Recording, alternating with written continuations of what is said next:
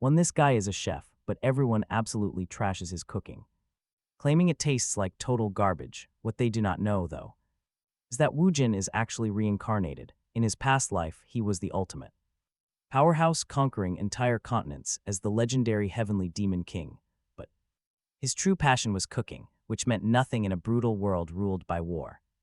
Now that he has been reborn into the modern world, his ultimate dream, becoming a master chef and surviving off his craft, finally seems possible. But there is a major catch: everyone still thinks his food is trash. His coworkers, his boss, even his own foster brother spit it out instantly. But everything changes when a legendary culinary spirit suddenly appears before him. She's bound to a magical grimoire overflowing with forbidden, otherworldly recipes. Having spent thousands of years searching, she finally finds her worthy chef. To unlock the secrets of the grimoire, he must challenge dangerous dungeons. And that is precisely where the feared Demon King makes his epic comeback, absolutely obliterating any monster that stands in his way. Only this time, instead of just slaying beasts, he is serving up delicious meals. Born in 2011, Wu Jin became an orphan very young. When his parents died in a gate disaster, a kind family took him in, raising him alongside their own son. Tragically, history soon repeats itself. His adoptive father also dies in a gate accident, shattering his world and unlocking the memories of his past life. Now, back in the kitchen, Wu Jin knows something is off, having escaped that brutal martial world. To spend his life cooking, he believed he finally had a real chance. Yet modern humans completely despise his food, leaving him deeply confused. In his previous life, his culinary creations were praised by powerful elders, to the point that one actually fainted from sheer deliciousness. Today, our hero is stir-frying some simple sausages and vegetables at home. When his foster brother Xianho arrives, Xianho catches a strange scent, spots Wu Jin tasting his dish, and suspiciously asks who cooked it. He asks if Wu Jin made it. Wu Jin nods and offers him a bite. Hesitant but absolutely starving, Xianho accepts, praying the taste has improved. But the moment he actually puts a piece in his mouth, his eyes widen and he violently spits every single bit of it right out. Feeling like he would die if he chewed even once, he desperately runs to drink some water, utterly convinced the vegetables were completely rotten. Panting, he glances over and notices a bag of fresh cherries on the table. He asks in disbelief if those cherries actually went into the stir-fry. Wu Jin calmly explains they replace sugar to add a tart, refreshing finish. Xianho just groans in response, announces he is going to shower, and tells Wu Jin to finish the garbage meal himself, left alone. The former Demon King reflects on his life. It has been almost a year since his reincarnation, yet everyone still rejects his absolute best culinary efforts. He wonders how to improve, but taking another bite, he remains stumped. To him, this food is incredibly delicious. Meanwhile, under the warm water, Xianho stands completely baffled that anyone would ruin perfectly good meat with cherries. He wondered how food could taste so bad and why Wu Jin cooked that way. Thinking it over, Xianho realized his brother's real talent definitely did not lie in the kitchen. Instead, he remembered the night a monster killed their parents and how easily Wu Jin destroyed it. They had both awakened that day, but his brother was on an entirely different level. Wu Jin was incomparably stronger, likely already sitting at the legendary S rank. If Wu Jin ever decided to become a hunter, he would easily become an absolute legend. They could stand side by side, fighting together to finally avenge their family. Suddenly, a mysterious girl appears out of nowhere and starts describing Wu Jin's creation. She calls it a simple mix of meat, vegetables, and some kind of special sauce. Then she drops a bombshell, claiming it is the second most delicious thing she has ever seen. Wu Jin is actually surprised his cooking did not take the top spot. The girl explains that the secret to reaching perfection lies entirely within his sauce. This makes him realize she actually understands cooking right before she asks for the dish's name. He calls it cherry soya, prompting her to guess the key ingredients. She figures the intense flavor must come from either the cherry or the soy sauce. While she enjoys the meal, Wu Jin demands to know exactly who she is. She proudly introduces herself as the legendary secret spirit of the culinary arts. She explains that spirits form deep contracts with humans to boost their unique skills. As a resident of the cooking grimoire's dungeon, she has a very clear mission. She claims this world's food is absolute garbage, and everyone has ignorant taste buds. Fortunately, she holds countless legendary recipes that Wu Jin could easily master. With her help, he can unlock the ultimate flavor no mortal has ever tasted. In fact, achieving this absolute peak of flavor is her entire reason for existing. She has met countless top-tier chefs during her long journey. But honestly, absolutely none of them were worthy of forming a contract with her. Well, at least she thought so, right up until this very moment. Still pretty confused, Wu Jin asks her what she is getting at. She explains that after tasting his food, she knows he can master the ultimate recipe. She asks to contract with him, but then a sudden realization hits him. She must be linked to the item he looted, meaning she actually belongs to his brother. But the little spirit insists she hasn't signed a deal with anyone yet. Wu Jin agrees the deal sounds amazing, but he has one major condition. Right then, a blinding light falls from the sky and seals the pact. A glowing system panel flashes before his eyes, updating his status. He has officially become a dungeon chef, which completely catches him off guard. The spirit chirps that they have a contract, telling him to check his journal.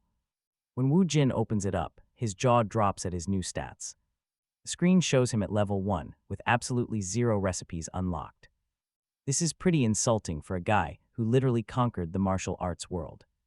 The girl panics, quickly explaining this doesn't mean he is some weak amateur. The level actually shows the current growth of his cooking grimoire. She notes that he can level it up by clearing specific missions. Wu Jin doesn't mind the restriction anyway, since he isn't even a hunter. But then she drops some pretty wild news on him. All the legendary ingredients are hidden inside dungeons, places he's forbidden to enter. Wu Jin gets the picture and asks if becoming a hunter means getting those legendary recipes. The spirit nods, explaining that once he successfully conquers the tutorial tower, the book's cooking quests will finally open up. Our hero recalls his brother, mentioning that this same tutorial tower only opens every 3 months. Looking at his phone, a plan starts forming. Back at the restaurant, his former boss grumbles about being too harsh. Even so, he still believes those tough words were absolutely necessary. Deep down, the chef knows Wu Jin was flawless in the kitchen. The kid easily handled a 3-man workload all on his own. Just then, a text message from Wu Jin lights up his screen. He figures it's an apology about their massive fight yesterday. But the text is just a cold, incredibly blunt resignation. The kid is officially out. Since then, massive towers rose everywhere. It turned out conquering these dungeons yields incredible power. Their inner layouts shift completely every single time. Only those who conquer the traps gain real, legendary power. Yet despite the extreme danger, greedy hopefuls flock here anyway.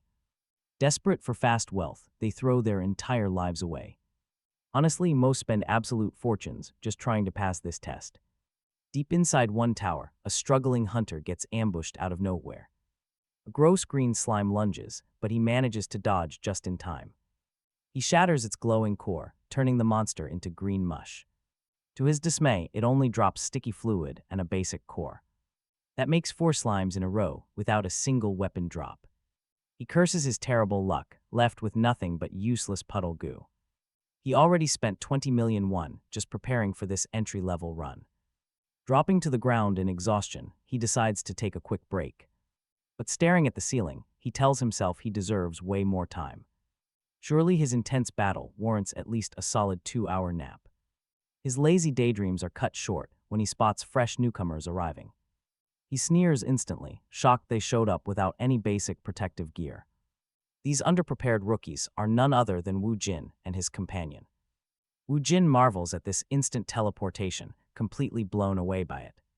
He tells the little spirit that this beats traditional travel methods back home.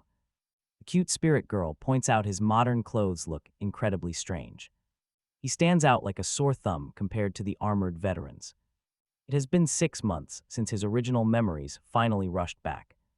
Even though he feels fully adjusted now, modern hunters still fascinate him. He checks out their heavy weapons with genuine, wide-eyed curiosity. Suddenly, a nearby challenger shouts a warning about a fast-approaching threat. A bouncy slime charges straight for Wu Jin at high speed. The angry veteran screams for him to look out, but Wu Jin barely even blinks. One effortless strike absolutely deletes the green monster from existence right there. He casually notes that maybe some gear would have been a smart idea. Right then, the grimoire notification pops up with some exciting news. Asking him if he wanted to register it, Wu Jin stared at the screen, quite confused. Notification, assuming these raw ingredients came directly from the weird slime he had just defeated. Put down, suddenly, 3 hostile hunters marched up to him, yelling insults and trying to scare him out of touching any of the monster loot. Too bad for them, Wu Jin was completely absorbed in his strange new cooking interface. 2 more guys joined the crowd, warning him not to act tough around real hunters.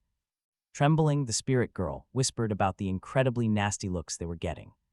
She begged Wu Jin to just drop the loot. He could see this was turning ugly. So he calmly reached down and grabbed a discarded sword lying in the dirt. Stepping into a stance, he remembered how chaotic things were back before he left the plains. This lawless place was an absolute joke, completely messy compared to his brutal past. Honestly, a simple warm-up was the perfect start for his climb. The 3 hunters drew their weapons, suddenly on high alert. One of them laughed. Mocking Wu Jin, the hunter reminded him that injuries would ruin his climb. Healing outside took time, and that would ruin their rank. Behind him, one hunter hesitated. One suggested backing off since they lacked weapons, but the leader refused. He stepped forward, barking at Wu Jin that holding a sword did not make him special. Besides, they had him completely surrounded. Watch how calmly he handles this, though. At least they knew basic flanking tactics, he thought, totally unfazed. Right then, one thug lunged from behind, swinging a heavy wooden club at his head. But Wu Jin spun and disarmed him in a flash, using just the pommel of his sword. Pissed off, the second guy charged, but his clumsy strike was effortlessly avoided. Wu Jin simply used the idiot's own momentum to send him flying back.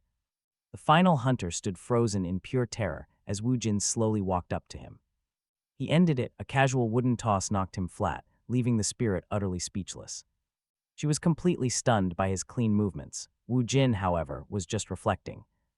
Back in the Central Plains, he would have broken their necks, no hesitation. But since he had to play by this world's rules, he spared them and kept walking. On the way, he asked if only he could see this floating screen. She shook her head, explaining that all contractors could actually view each other's grimoires. When he asked about registering his loot, she confirmed it was totally possible. Even unlicensed hunters could do it. Hearing that, Wu Jin tapped the confirm option. A brand new screen appeared, confirming that his registration went through successfully. It showed slime fluid as registered, making him wonder about his previous items. If everything he gathered was stored here, he had to double-check the inventory lists one by one. That was when he spotted a recipe for slime pudding, though he lacked access to view it. The girl chimed in, quickly reiterating that his access was restricted for now. She frantically pleaded it was not the grimoire's fault at all. The system was locked simply because he had not registered as an official hunter yet. She recalled how many clueless people had possessed this grimoire before him. None of those fools ever truly understood its insane, hidden value. In thousands of years, she had never seen anyone as uniquely prepared as Wu Jin. There was absolutely no way she was going to let this perfect master slip away. So she shrieked directly in his ear, begging him to never cancel their contract. Completely baffled, he could only watch as she sobbed, desperately clinging to him. Give up on her, Wu Jin quickly explains that he was only asking if he could cook something completely original instead of blindly following the book. To him, copying another chef's exact method just felt pointless. The girl, still terrified, asks if he truly means that. No way, Wu Jin reassures her that canceling their contract never crossed his mind. She originally feared he was angry about being locked out of those special recipes. But he clarifies that he is just adjusting and has absolutely zero complaints. Stunned, she admits that in all her long years of existence, he is the very first chef she has ever seen cook entirely without a recipe. Wu Jin shrugs, saying he will only know if it works by trying it out. Suddenly, he senses a faint presence and looks back. Someone is tailing them. He keeps walking anyway. Meanwhile, the stalker hiding in the shadows notices something. He is shocked to spot a genuine grimoire spirit floating right there. What on earth is a high-level contractor doing inside a basic tutorial tower? Moments later, Wu Jin opens a jar of raw slime fluid and scoops some up. To the girl's absolute horror, he shoves his slime-covered finger straight into his mouth. He slowly tastes it. She screams at him to stop, panicking completely. She warns him that slime fluid contains a brutal, stomach-wrecking toxin. Wu Jin completely ignores her, casually chewing to analyze the flavor. He expected a sickly sweet flavor, but finds it bitter and surprisingly spicy. It is actually a perfect match for rich desserts or even seasoning meat. The girl is dumbfounded. How is he standing after eating pure poison? Relieved that he is fine, she asks what dish he plans to make. Wu Jin knows the slime fluid has a deadly, fast-acting toxin inside. To neutralize it, he channels bright yang energy through his hands to cleanse it. Next, he unleashes cold yin energy to chill and solidify the jelly. After tasting his creation, he knows exactly what he wants to make. He announces he will make a traditional yonggeng. Right then, a pack of slimes emerges. And Wu Jin smiles. He is going to need plenty of raw ingredients. Later on, the stalker creeps down that exact same corridor. He stops. The floor is littered with discarded, high-quality weapons. He lifts a spear, noting that even with some wear, it is still solid. This gear is incredibly valuable, yet they just threw it away. Wu Jin and his companion ignored the weapons, only grabbing the slime drops. Their focus is purely on the monster leftovers, but why? The stalker knows slime items are highly toxic. It makes no sense. Unless there is a massive secret hidden here in the tutorial tower. An unknown quest line, or maybe a legendary hidden piece of treasure. Terrified, he suddenly realizes the future has changed. The timeline has shifted. He sprints forward, desperate to find Wu Jin. He curses his hesitation, realizing the contractor is an absolute wildcard. Panting and completely out of breath, he finally bursts into the room. There they are, Wu Jin and his spirit. Wu Jin immediately looks up. He instantly recognizes the intruder as the stalker who has been following them. Wu Jin waits calmly, already piecing together exactly why this man is here. He looked at his grimoire spirit, utterly baffled by how this strange newcomer could actually see her. In turn, the stranger stared back at Wu Jin with heavy suspicion, scanning the loot on the floor. It was clear that Wu Jin had wiped out every single slime in this entire room. Though he didn't know what kind of grimoire spirit Wu Jin possessed. His totally relaxed attitude actually made sense. Still, it was completely illogical for a low-level hunter to own a legendary item, unless some secret faction had handed it over to him. Figuring Wu Jin was backed by a massive shadow organization, he sensed the kid's aura from a distance. The stranger immediately decided to back off, explaining that he was simply being highly cautious. There was no warning before Wu Jin appeared, and he wanted zero trouble. Inside, he wondered, why was there no memory of this hunter? The kid was clearly a wildcard who could easily derail all his carefully laid plans. Right then, his goal shifted. He needed to uncover why Wu Jin was collecting slime loot.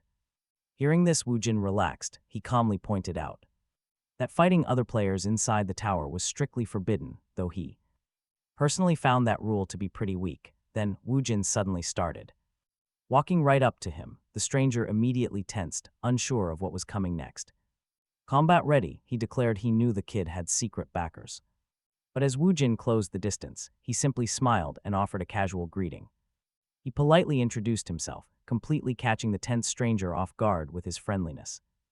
Zhou Xiangjun introduced himself back, but decided to play dumb. He asked if Wu Jin knew what went down here, claiming it was bizarre to see so much loot. Scattered across the labyrinth floor, Zhou Xiangjun then casually mentioned that hunters usually grind slimes in the tutorial just to harvest their valuable items. It made no sense to wipe them out and leave the rewards behind.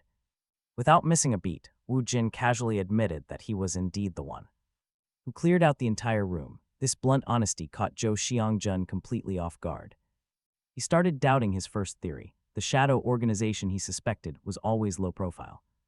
They kept their identities buried and would absolutely never run around acting this flashy. Since Wu Jin was so open, he figured the kid wasn't part of that group after all. But the kid's real goals, a complete mystery. Still deeply wary, Zhou Xiangjun praised his impressive skills, noting they both had things to do. He said his quick goodbyes and headed off, keeping a sharp eye out as he walked. He knew Wu Jin wasn't part of that secret faction, but that weird obsession with slime loot bothered him, and get this, a wild theory started forming. What if Wu Jin already knew about the secret treasure hidden inside this tutorial tower? A secret that shouldn't be discovered for another 20 years. Who exactly was this kid? Zhou Xiangjun remembered that 30 years into the future, the world was completely devastated. He had received a miraculous regression, sending him straight back in time. Yet in all his memories of that dark future, there was absolutely no Wu Jin. Could this teenager have also regressed from the future? The thought crossed his mind. But he quickly brushed it off as a completely impossible and useless theory. With a grave face, he walked away, focused entirely on his own plans. Losing that hidden treasure would absolutely ruin his entire road to power. Meanwhile, Wu Jin stood there watching Zhou Xiangjun leave and realizing the guy was incredibly sharp. He noticed how the stranger maintained his distance perfectly until that final handshake. Wu Jun hid his true reaction upon seeing the grimoire spirit as the distance between them grew. Wu Jun began to suspect Xiang Jun was someone just like him. After taking down countless slimes and finally gathering enough ingredients for his recipe, Wu Jun cleared the room and informed the grimoire spirit that he was ready to cook, leaving her completely confused.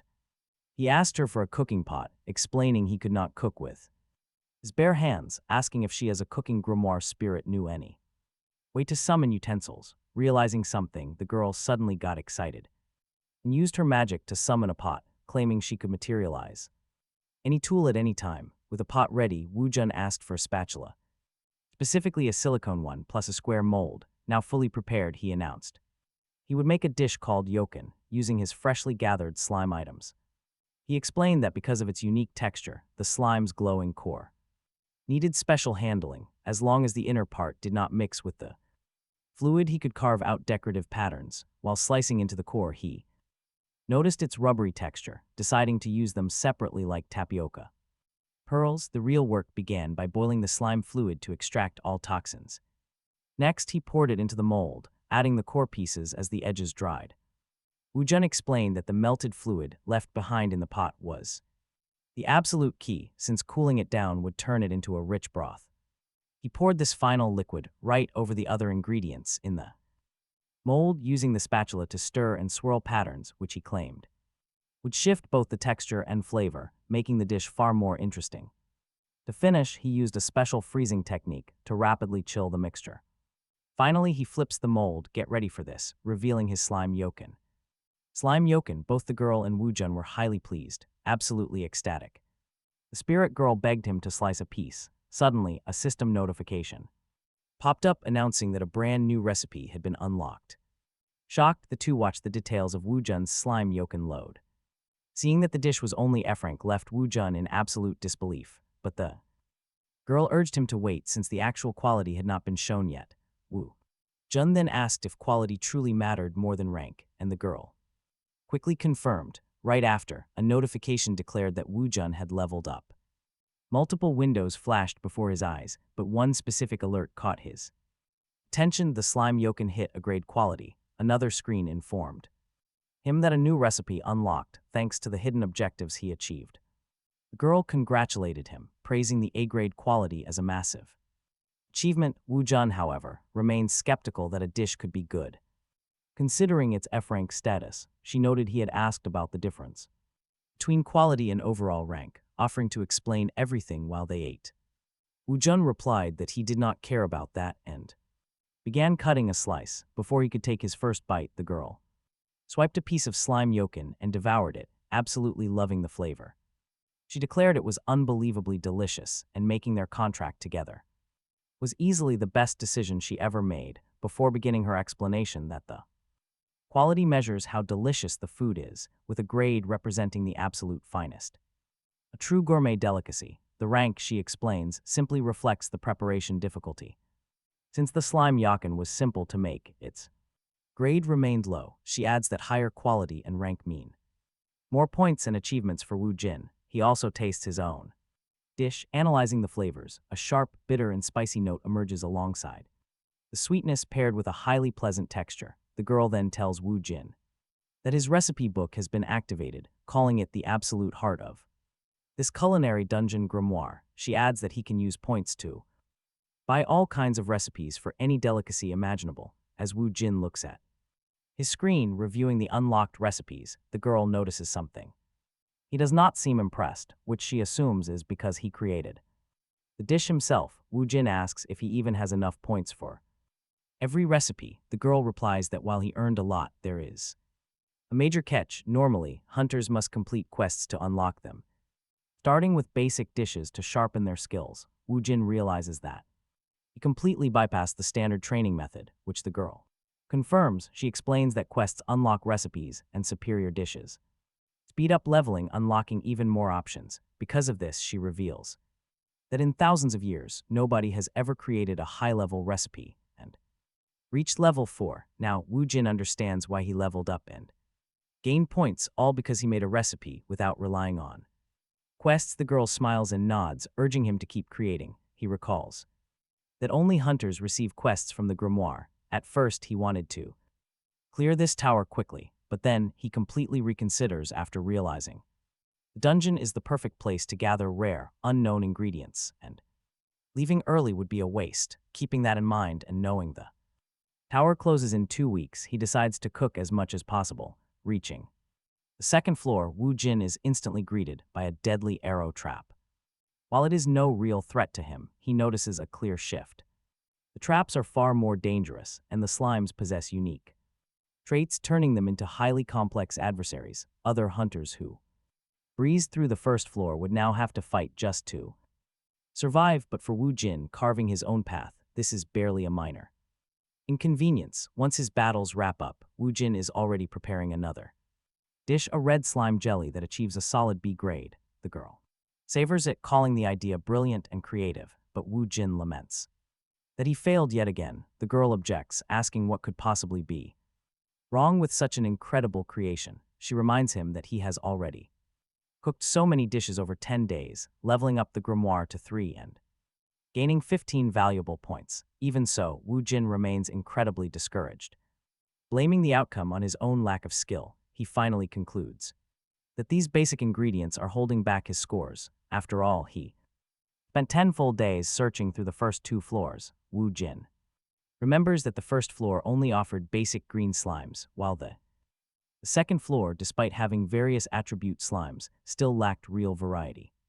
He grumbled, wishing he had some chocolate. The spirit girl, listening to him with an awkward look, spoke up. She assured Wu Jin that he possessed more talent than any chef she ever knew. But to get results, she explained, he needed the basics. While passion for creating new dishes was great, he was missing something. Wu Jin had the raw gift, but he knew nothing about the grimoire. She argued it was far more important to master his basics first. Mastering existing recipes was the key to building his skills. He realized she was right. It was time to start over and build his skills from the ground up. Checking the grimoire, a recipe called King Slime Ice Cream caught his eye. The name instantly intrigued him, and he resolved to make it. But looking at the ingredients, Wu Jin ran into a problem. He had not seen a single king slime anywhere in this tower yet. Leaving the tower seemed like his only option to find one. Just then, the grimoire revealed that the creature was on floor 3. Perfect timing, he had already found the gateway to that next level. Things were finally looking up, with a clear new target in mind. Wu Jin and the spirit girl set off toward the 3rd floor. Meanwhile, out in the real world, 10 long days had already flown by. In the city of Seoul, eager reporters crowded right around the portal entrance. Today was the big day when the first survivors were expected to emerge. Watching from the sidelines, 2 recruiters discussed the unfolding chaos. The top-tier talents were likely signed by the massive guilds already. These smaller scouts were just hoping some deal might fall apart. While they waited, a figure finally stepped out of the portal light. It was Baek Seolha, the prominent daughter of the Chaonic Guild leader. The reporters went wild, immediately swarming her for an exclusive scoop. They kept asking if she planned to join her father's guild. She coldly refused, demanding that everyone back away from her. Seeing this, one of the scouts grumbled about how unfair life was. His partner asked why, and the first man quickly laid it out.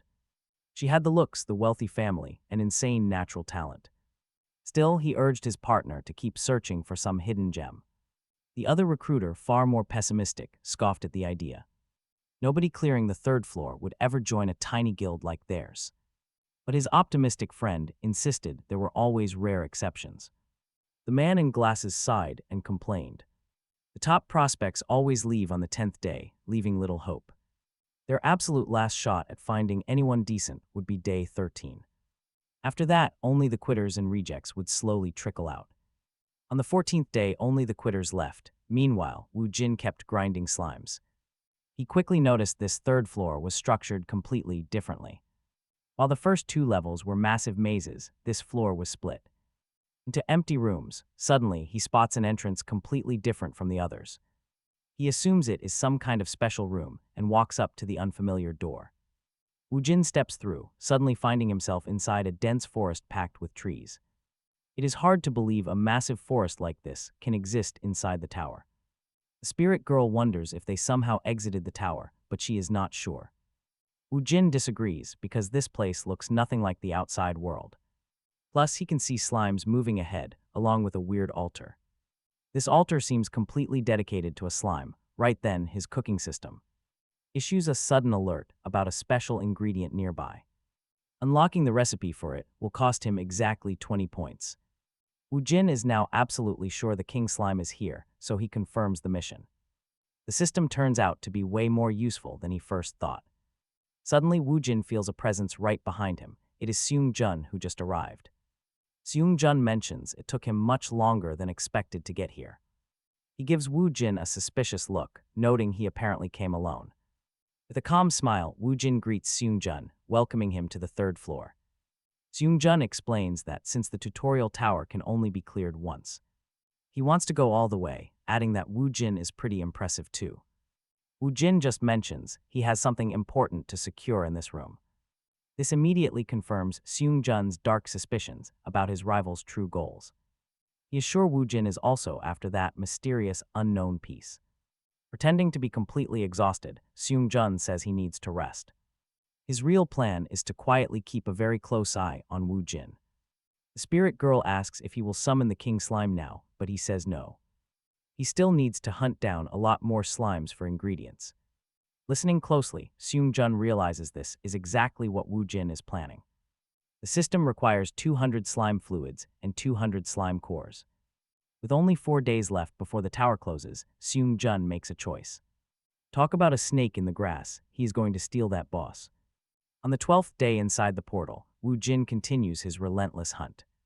He easily wipes out the slimes, gathering a massive pile of items.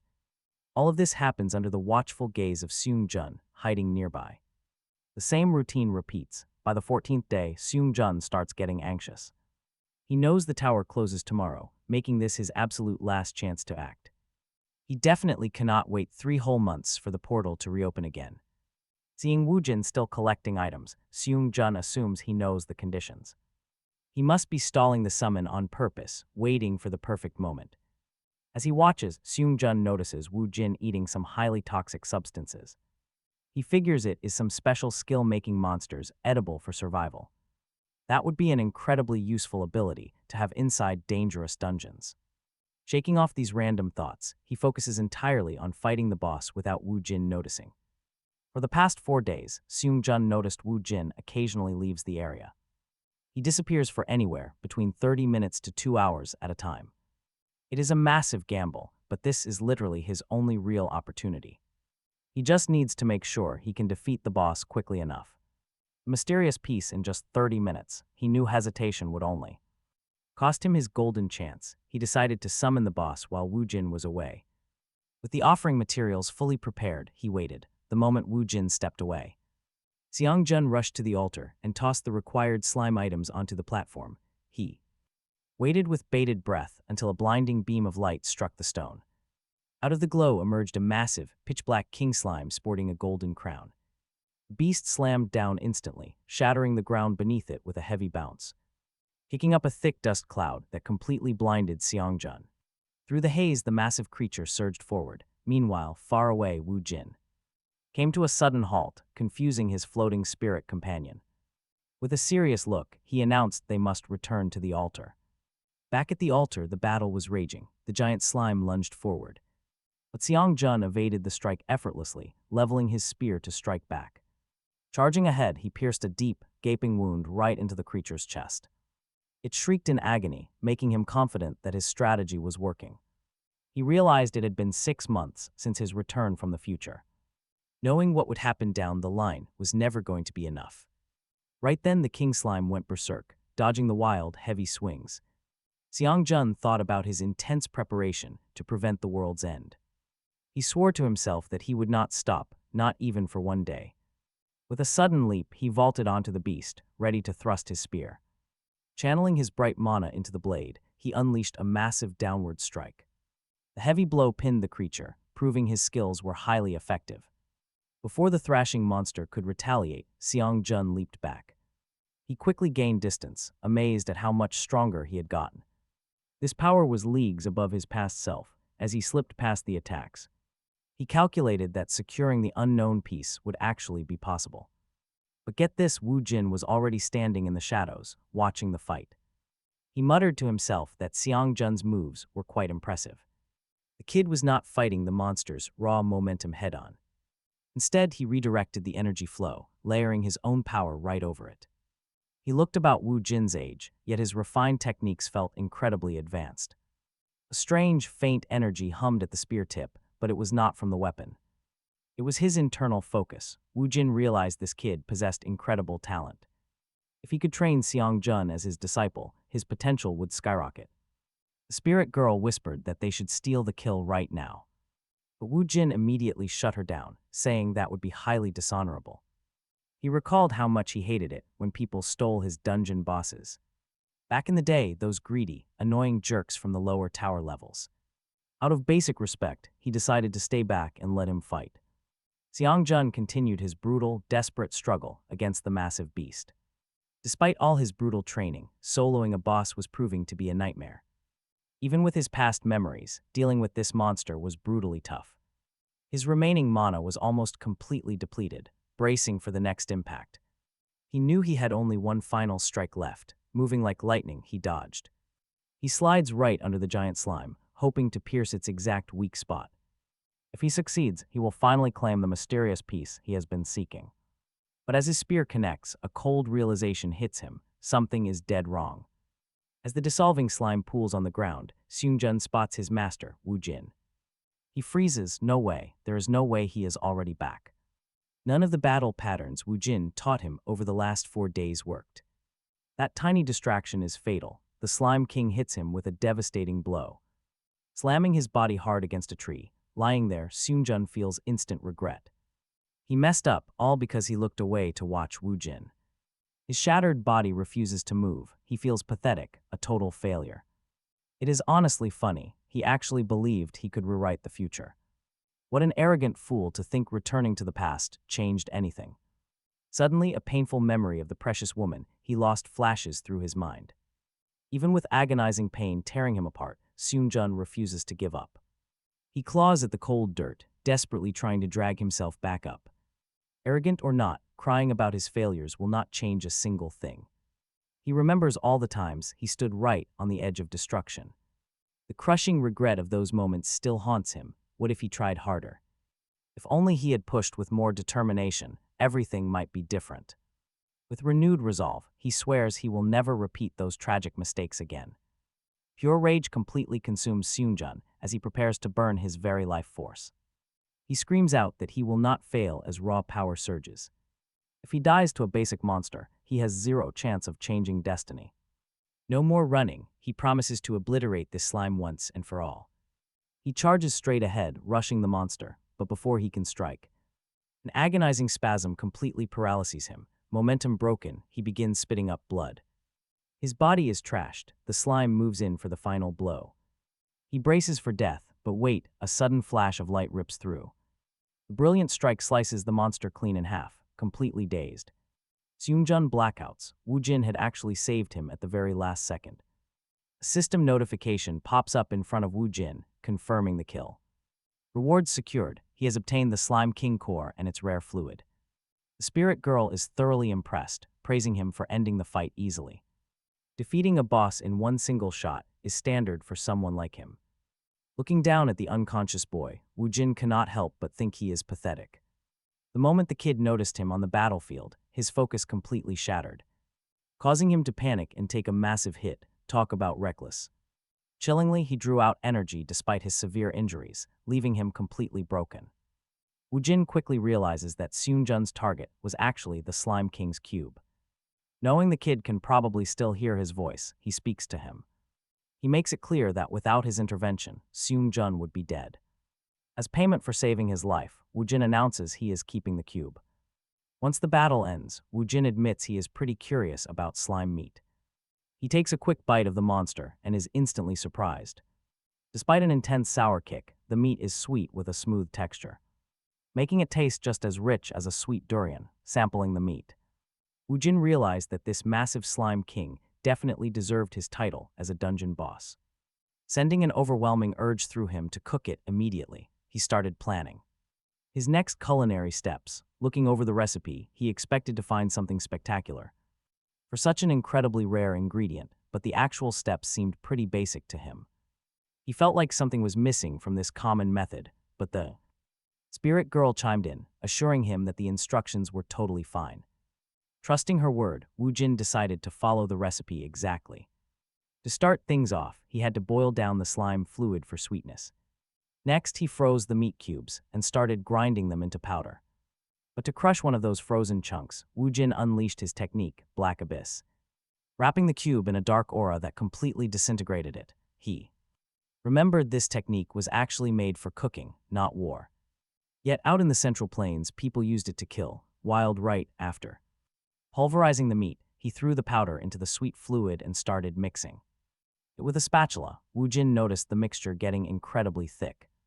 As soon as the powder dissolved, an interesting effect that, according to the recipe, happens with every single type of slime. He realized this cooking method was totally different from how he melted those cubes earlier, showing him just how much an ingredient's shelf life changes based on the cooking method.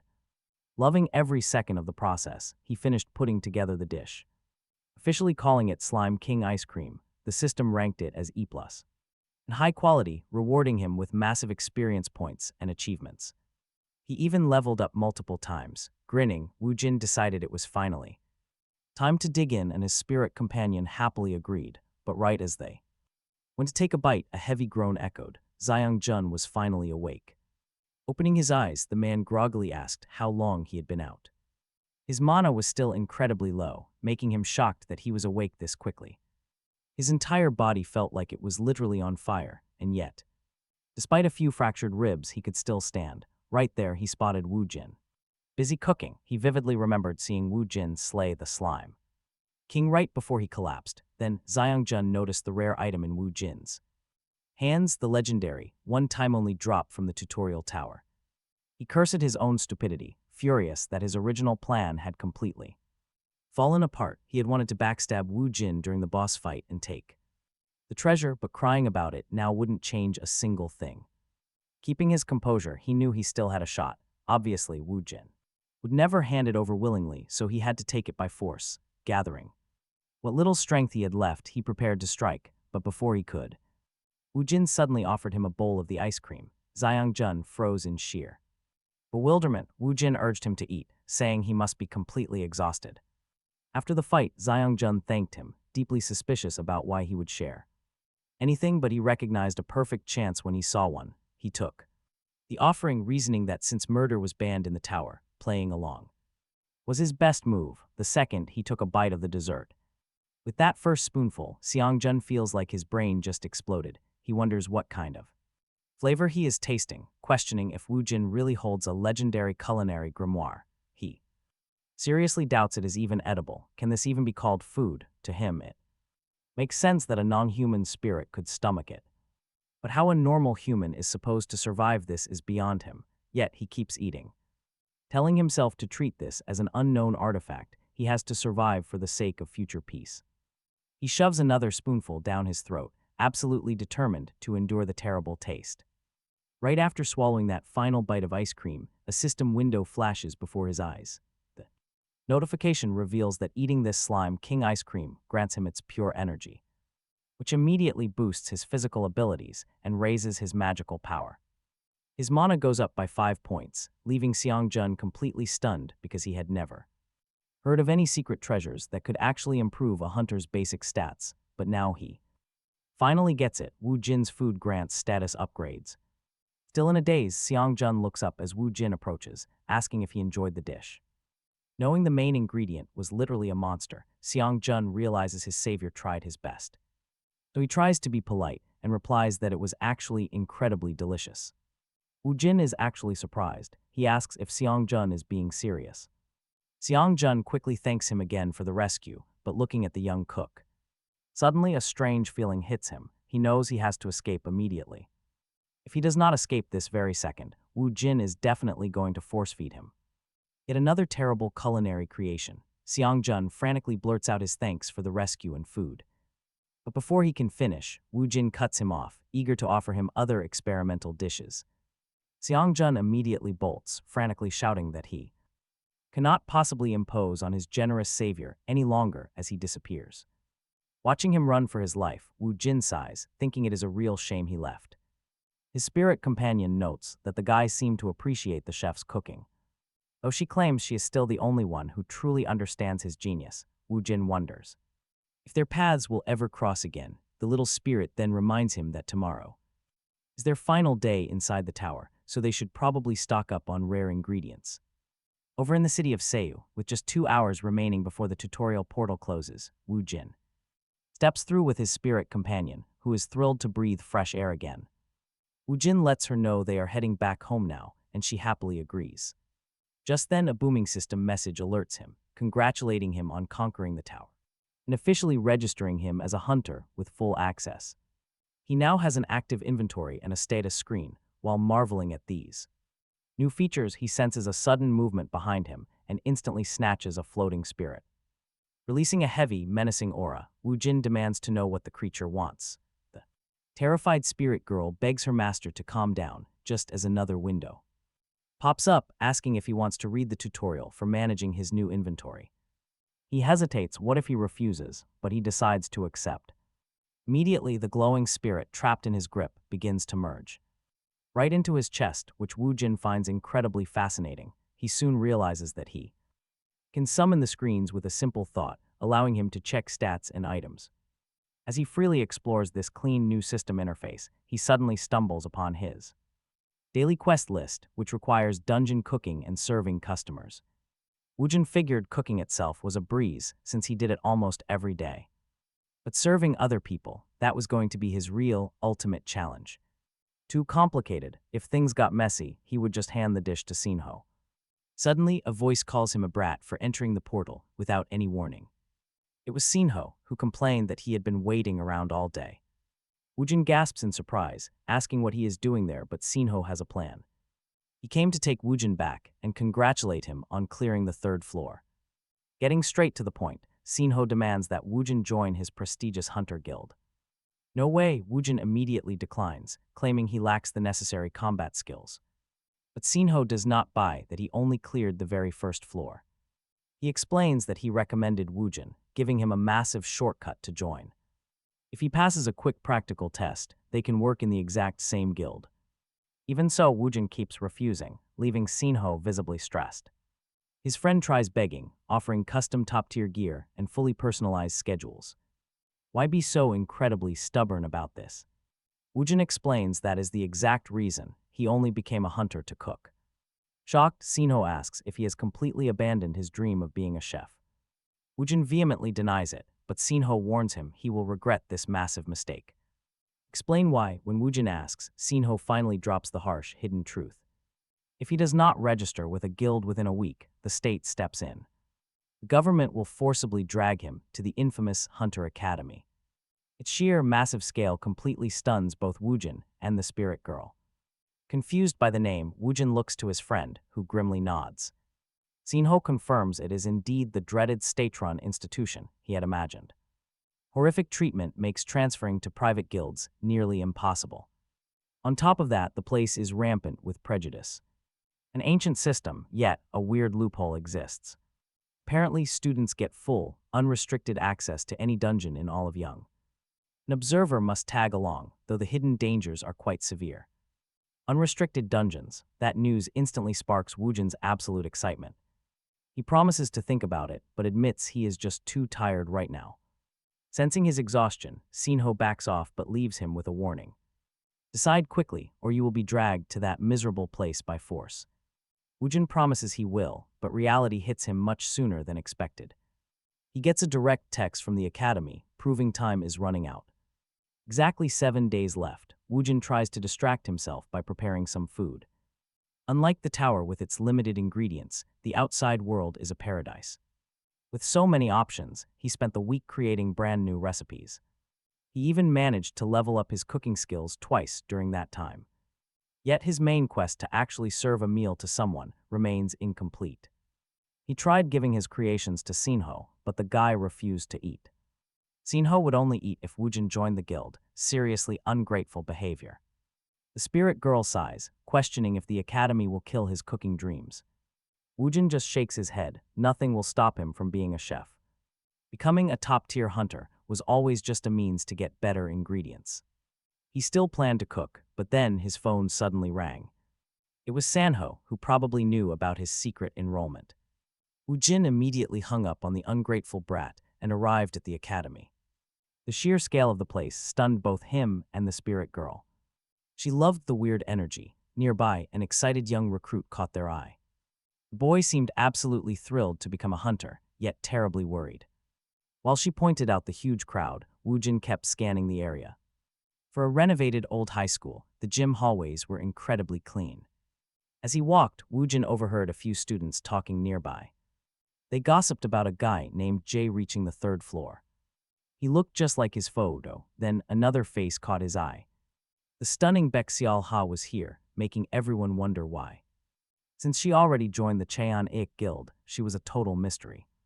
To his surprise, he also spotted Se Hongjun standing right there in the crowd. The spirit girl suddenly nudged him, pointing towards a man on the stage. She joked that his bald head looked exactly like a smooth griffin egg. As the entrance ceremony began, the academy director prepared to speak. He introduced himself as Lee Keang-gi, instantly terrifying the students.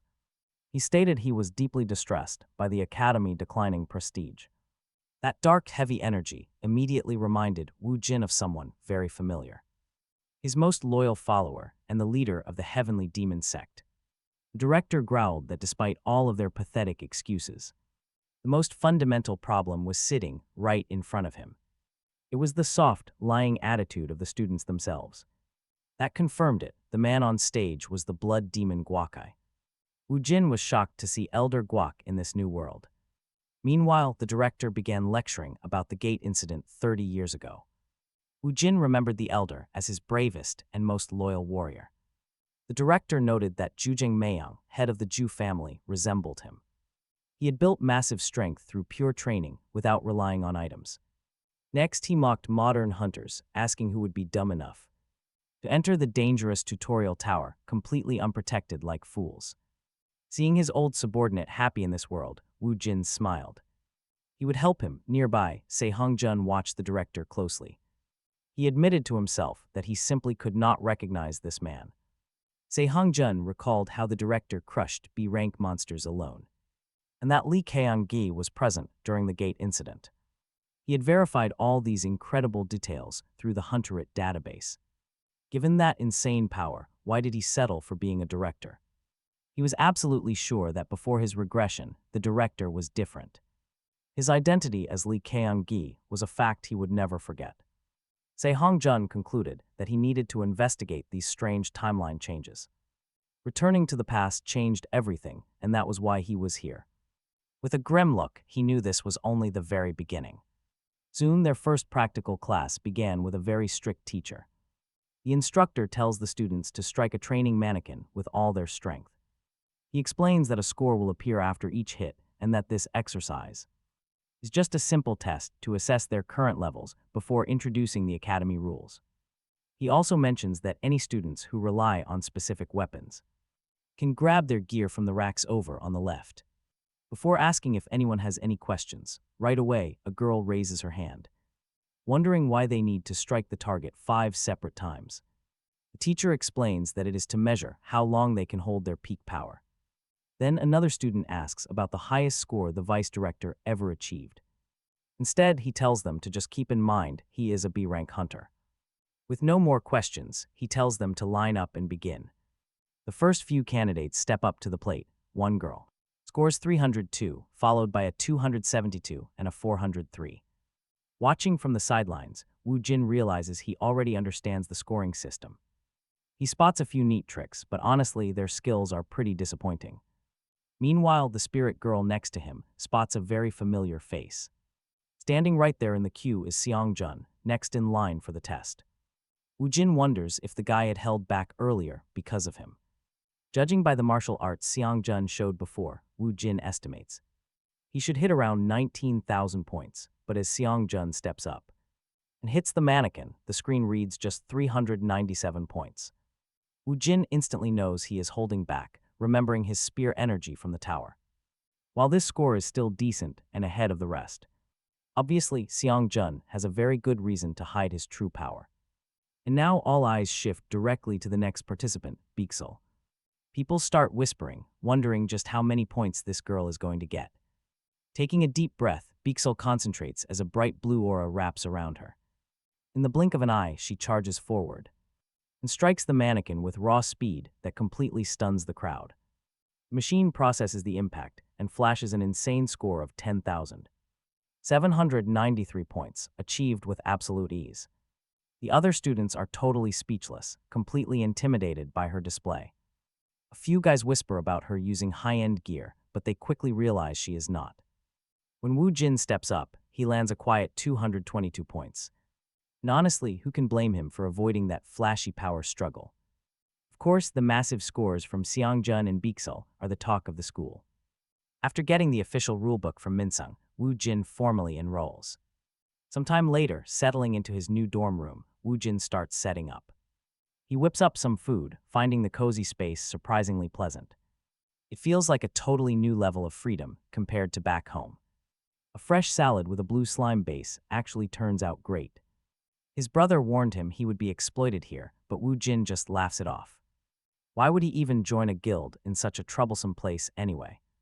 Here he can cook whenever he wants and feed whoever he likes. Plus, the theory classes about common monsters actually seem pretty useful. Wu Jin notices the other students complaining, completely underestimating the value of learning from instructors, believing they can find any information instantly on the internet, but Wu Jin suddenly remembers he has an urgent commitment today. He needs to slip away before it is too late. At the Hunter Academy gym, the instructor greets the gathered class. He announces that, as planned, today is the day of their first official mission. Next, he reveals the upcoming team compositions for the dungeon. The instructor explains that he will call out the students alongside their designated observer hunter, who will guide them through the exploration. After starting the roll call, Wu Jin finds the idea quite exciting.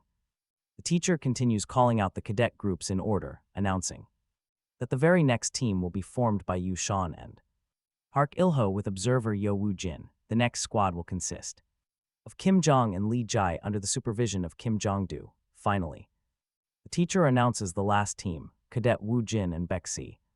The cadet who reached 10,000 points. This pairing puts Wu Jin on high alert while the girl shows clear displeasure at being paired with him. To everyone's surprise, the instructor announces Kimchi as their team's observer. The students immediately connect him to the renowned Ju family hunter. Beside him, the spirit girl comments that this man seems incredibly famous.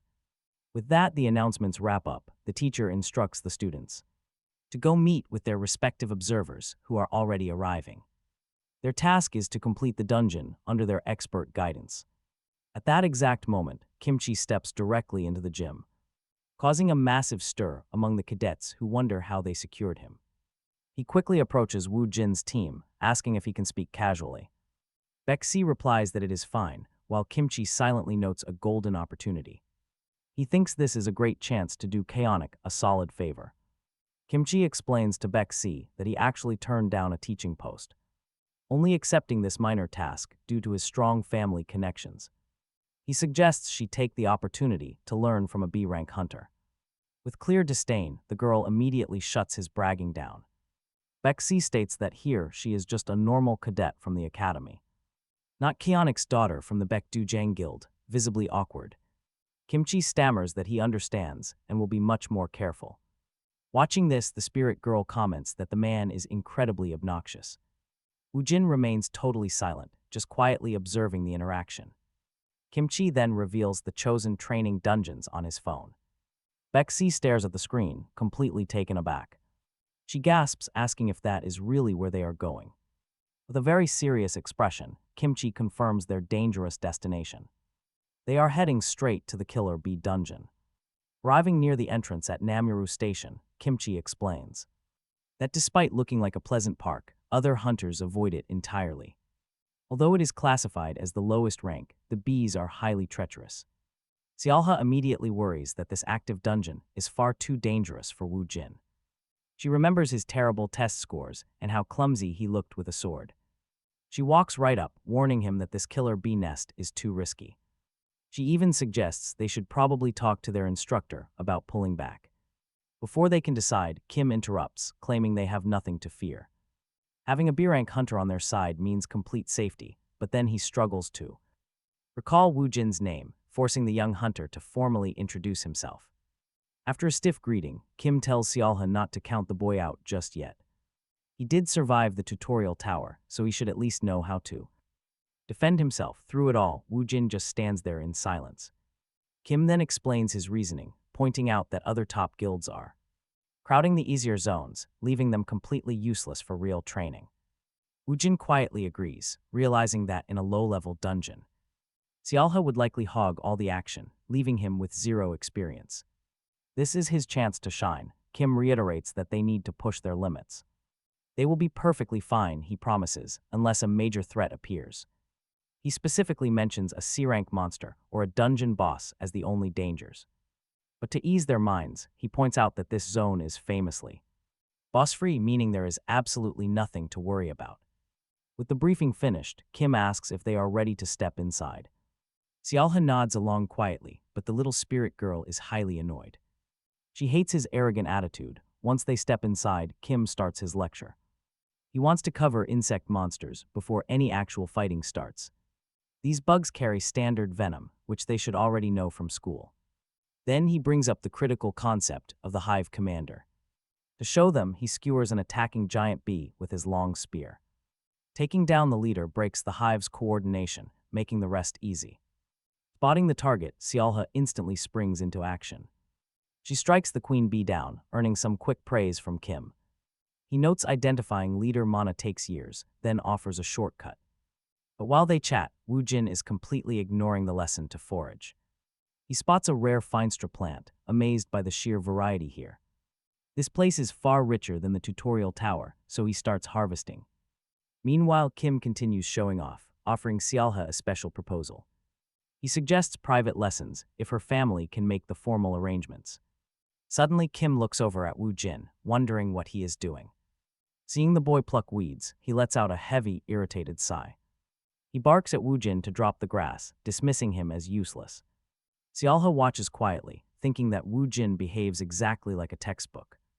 Losing his patience, Kim snaps at the young student once more. He reminds him that exploration requires analyzing the environment. Why waste time investigating a dungeon that is already fully mapped? This constant, arrogant lecturing completely triggers the tiny spirit girl. She fumes at this loud idiot for ruining her master's peaceful harvesting. Exhausted from yelling, Kim turns back to Xiaohe to keep moving forward. They move ahead, leaving Wu Jin behind to discover a secret recipe on his own. It is assassin bee honey, which requires rare honeycomb jelly as a key ingredient. But looking back at his 10 minutes here, the young man realizes a problem. He has not found a single jelly honeycomb, even if these giant bugs are massive. Their basic habits should still match normal insects. Meanwhile, Kim and Beck struggle against the swarm, and Kim warns her not to push too hard. Over on his end, Wu Jin concludes that he needs to explore alone, since staying with the party slows down his item gathering.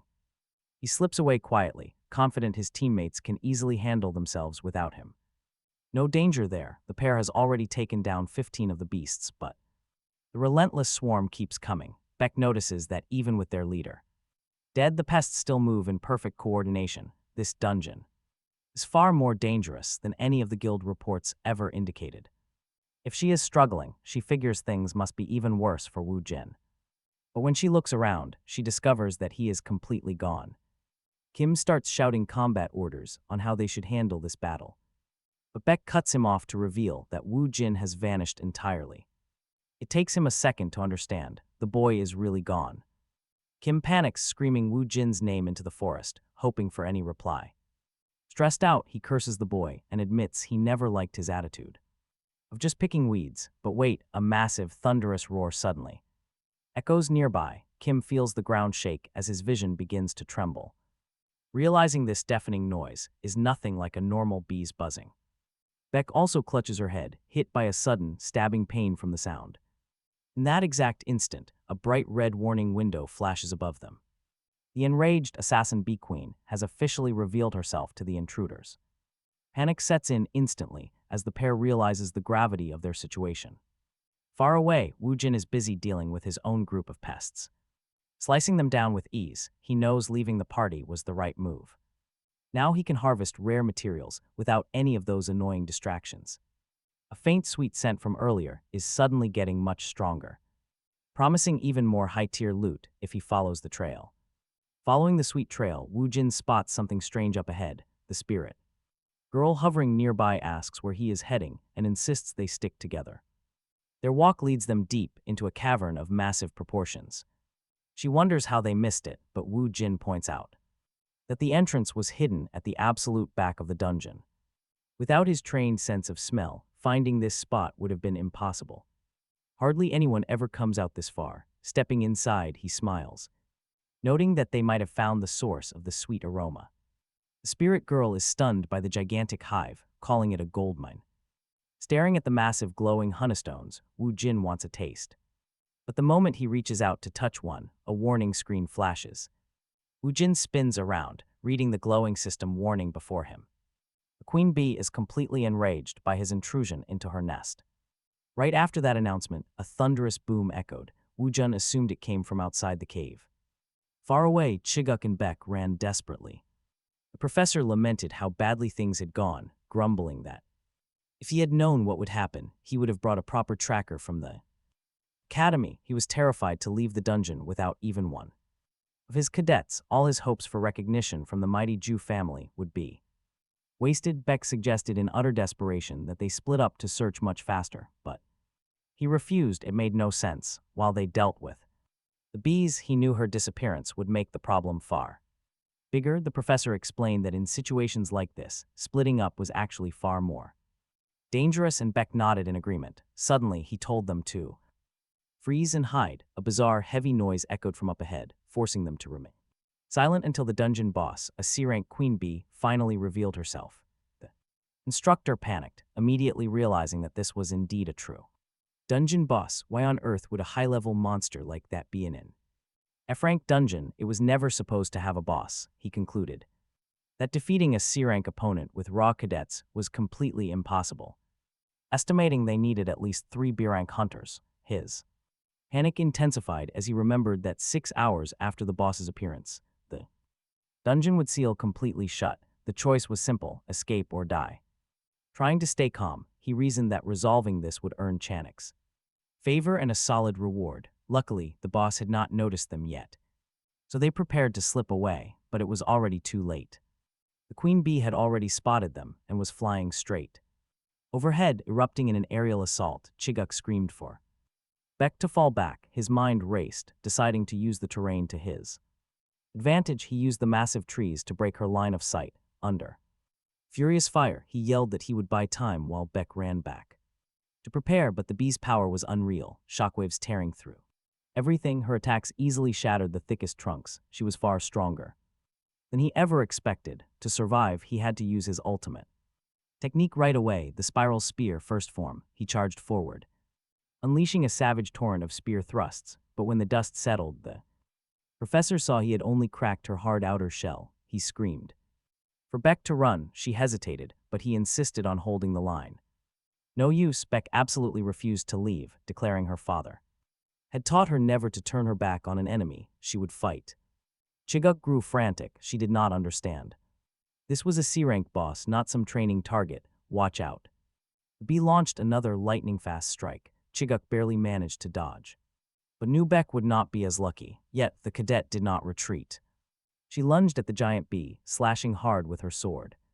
A solid strike, but she realized it did absolutely nothing, not even a single scratch. Realizing she was unharmed but ineffective, the instructor quickly proposed they divide roles. If Beck kept her busy, he would deliver the He fought hard with his spiral spear, knowing they couldn't let this battle drag on. He planned to smash the monster's outer shell in one massive, final attack. Before his stamina ran out, knowing they had only one shot, they launched their attack with every drop of mana they possessed. Beck rushed forward to distract the bee. Barely managed to dodge its first strike, the beast immediately began to chase her, but the girl noticed a sudden shift in its behavior. The queen bee was now summoning smaller minions to assist her, while defending herself from these new enemies. Beck realized she had to buy precious time for the instructor to prepare his attack, and for a moment she felt completely helpless, but then the instructor finally unleashed his strike, channeling his energy into the second form of his spiral spear technique. The brutal attack pierced straight through the queen bee and tore through everything in its path, blasting the monster away, left on the ground. Beck asked if they had defeated it. The instructor replied with smug confidence, claiming not even the most powerful dungeon boss could ever survive a direct hit from his spear at full strength, just as Beck was feeling relieved.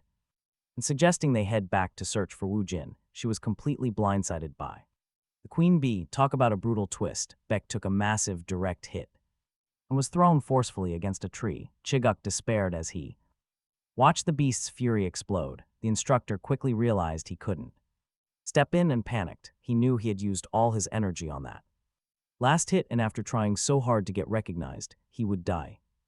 Right here in his head, the blame fell entirely on Wu Jin. If not for him, he could have stayed hidden safely until the dungeon finally opened. The instructor thought that Ciola might use this distraction to strike, but he quickly realized the giant insect was staring in a different direction.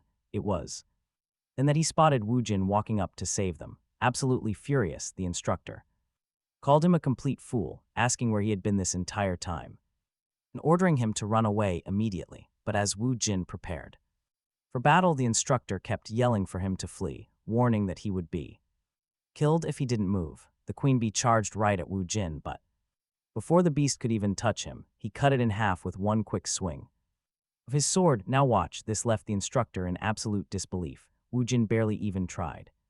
Still slumped on the ground, he kept wondering what the hell just happened, totally unable to believe that a complete nobody like Wu Jin had split the boss in half. He reconsidered his earlier terror, realizing his instincts hadn't been off. That monster really had the power to end him, meaning Wu Jin had actually annihilated it. Thinking back on how he treated him, the instructor knew he was in serious trouble. Shaking with pure terror, he approached Wu Jin and stammered out a question, but the young man ignored him and kept walking. The instructor then remembered he needed to check on Beck and rushed over to her side. Luckily, he saw that while she was knocked out, her life was safe and her mana was flowing normally. Meanwhile, Chiguk noticed Wu Jin was carrying a giant honeycomb, wondering if he had slipped away just to find it. He also noticed Wu Jin had an inventory, wondering who could have given him one. Realizing he had to know the truth, Chiguk had to investigate. Only one thing made sense. Wu Jin must have cleared the third floor of the tutorial tower already. Why did Wu Jin join the academy? Why not a guild?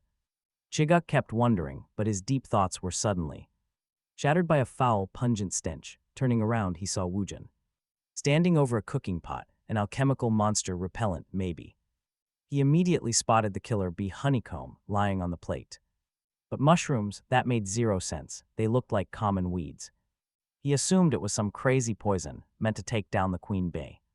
But she was already dead, so why bother? Then, out of nowhere, Wu Jin held out a portion of the terrible-smelling food to him. Chiguk broke into a cold sweat. He really expects me to eat this. Realizing this absolute garbage was meant to be eaten, he instantly suspected Wu Jin held a bitter grudge and wanted to make him sick as revenge. He glanced at the massive beast sliced completely in half. Chiguk decided a stomach ache was way better than getting sliced clean in two. He reluctantly grabbed a piece. He desperately tried to convince himself that it wouldn't kill him, but as he swallowed, a wave of pure, unadulterated dread completely overwhelmed his body. He literally felt his soul leaving. The texture was uniquely and utterly horrifying. Feeling like live larvae squirming around his tongue, the honeycomb was mushy, and the slimy mushrooms made him gag. It tasted unbelievably bitter. Honeycomb should be sweet. What kind of poison did Wu Jin put in here? He was absolutely certain of it. In his pure misery, this was clearly Wu Jin's ultimate revenge. Before he could think straight, Wu Jin quietly asked how it tasted. With tears streaming down his face, Chiguk forced out a lie. It was delicious, he choked. Suddenly, a blue system window flashed. He had gained poison resistance. A warm energy suddenly flooded his body. Chiguk gasped. The monster ingredients actually increased his stats. He stared at Wu Jin in absolute shock, wondering what he really was. Meanwhile, Wu Jin checked the details of his master creation, noting that Chiguk had actually done quite well to recognize its true value. He thought the instructor had a surprisingly refined palate for an academy teacher. As multiple system achievements popped up, Wu Jin quietly reflected. Adding the queen bee's poison gland was a brilliant choice. Its sharp acidity balanced the sweetness of the jelly, creating a much richer taste. The little spirit girl tasted it too, declaring it the ultimate dish. It had all 5 core tastes, feeling satisfied with his completed daily quests. Wu Jin decided to gather more ingredients. Just then, Beck, who had been knocked out cold, slowly struggled back to her feet. She remembered being ambushed by the queen bee, seeing the defeated beast. She naturally assumed that Chiguk was the one who killed it. He was far more impressive than she initially thought. Meanwhile, Chiguk, still feeling incredibly nauseous, noticed the young girl was finally awake. Knowing his poison resistance had increased, a wicked idea popped into his head. He approached her, saying she should eat up to regain her strength. Wu Jin had prepared the dish. She thanked him, and just as she was about to take a bite, both Chiguk and Wu Jin watched, eager for her reaction. As she chewed, Chiguk asked how it tasted. Surprised, Beck swallowed the piece and stated that it was absolutely delicious. She had never tasted anything like it before, leaving the instructor even more confused, prompting him to ask what she had just said. As a child, Beck had great difficulty tasting food. Her father, in an attempt to help her, got a rare dungeon item through a friend that was supposed to make her regain her appetite. He was hopeful, but even so, she still could not taste a single thing. Her father fell into deep sadness while the girl apologized for not being able to feel anything despite all his efforts. She tried to console him, saying it was quite all right in that instead of taste, she could feel something better. After tasting Wu Jin's dish, Beck reported that it was the first time she had felt anything like it in 20 years, something her father, despite spending a lot of money and doing everything he possibly could, had never been able to provide. Chiguk, for his heart, figured she was simply confused, thinking she might have lost her sense of taste due to the shock of the events. Beck described that her tongue felt completely numb after experiencing that flavor, plunging Chiguk into complete confusion. Meanwhile, outside the dungeon, a crowd of academy students and eager reporters had gathered. News about the unexpected boss, inactive for 5 years, had spread incredibly quickly. A man walked with grim determination straight to the portal's entrance. It was Beck's father, the powerful leader of the Chaotic Guild. He asked his secretary if his daughter was all right, and she quickly reassured him, stating that being his daughter, she would surely be fine. One of the reporters approached and asked the guild leader how he felt knowing his daughter was trapped inside. The secretary intervened immediately, scolding the reporter for his blatant rudeness and questioning how he dared to ask such a question. Realizing the delicate situation, the reporter quickly shut off his recorder. An absolute savage move, her father straight up calls the reporter insolent trash. The secretary, however, urged the guild leader to calm down, reminding him that many eyes were on them and that he had to uphold their public image. Suddenly, the portal's strict entry restriction was lifted, and a dark silhouette appeared to emerge. Attentive, the secretary and the anxious guild leader watched the portal as the figures approached. To everyone's immense relief, Beck, Chiguk, and Wu Jin stepped out safely. The guild leader embraced his daughter, declaring it a complete miracle. The surrounding crowd was shocked that a C-rank boss had been defeated by a B-rank hunter and 2 academy students. People noticed the item, Chiguk's hand, immediately identifying it as a rare trophy from the dungeon boss. Weapons and artifacts were classified into 5 distinct categories: common, rare, unique, epic, and legendary. Chiguk quietly realized that the number of people with such ultimate gear could be easily counted on just one hand.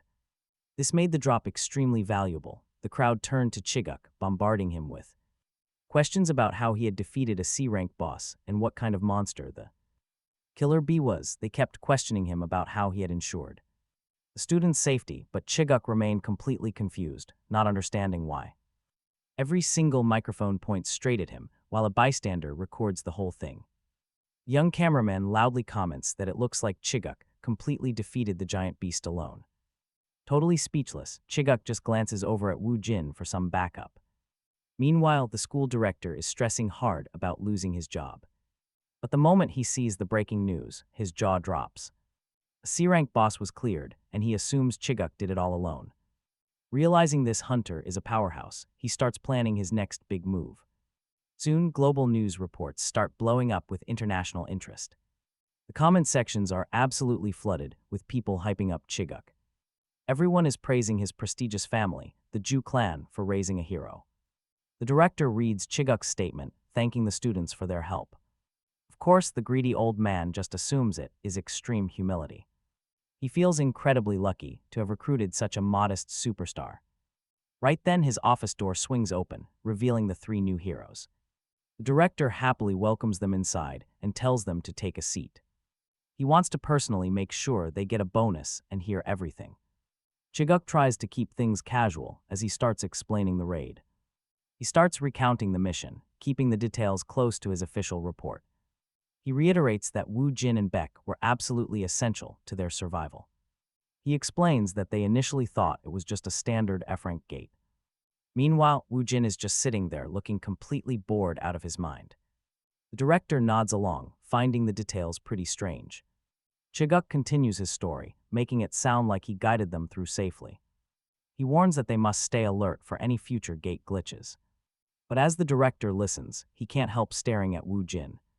He remembers that unique energy and the weird food recommendations. Suddenly it hits him, this quiet student is actually the legendary sect leader. His face instantly goes pale, making Chiguk pause and ask if he's okay. Quickly pulling himself together, the director clears his throat. He tells them to go get some rest, his mind completely blown. He is stunned a sect leader is here, while outside, Beck praises their teamwork. Chiguk suggests she go get checked out at the hospital first. He says to keep him updated, then turns to tell Wu Jin to head home.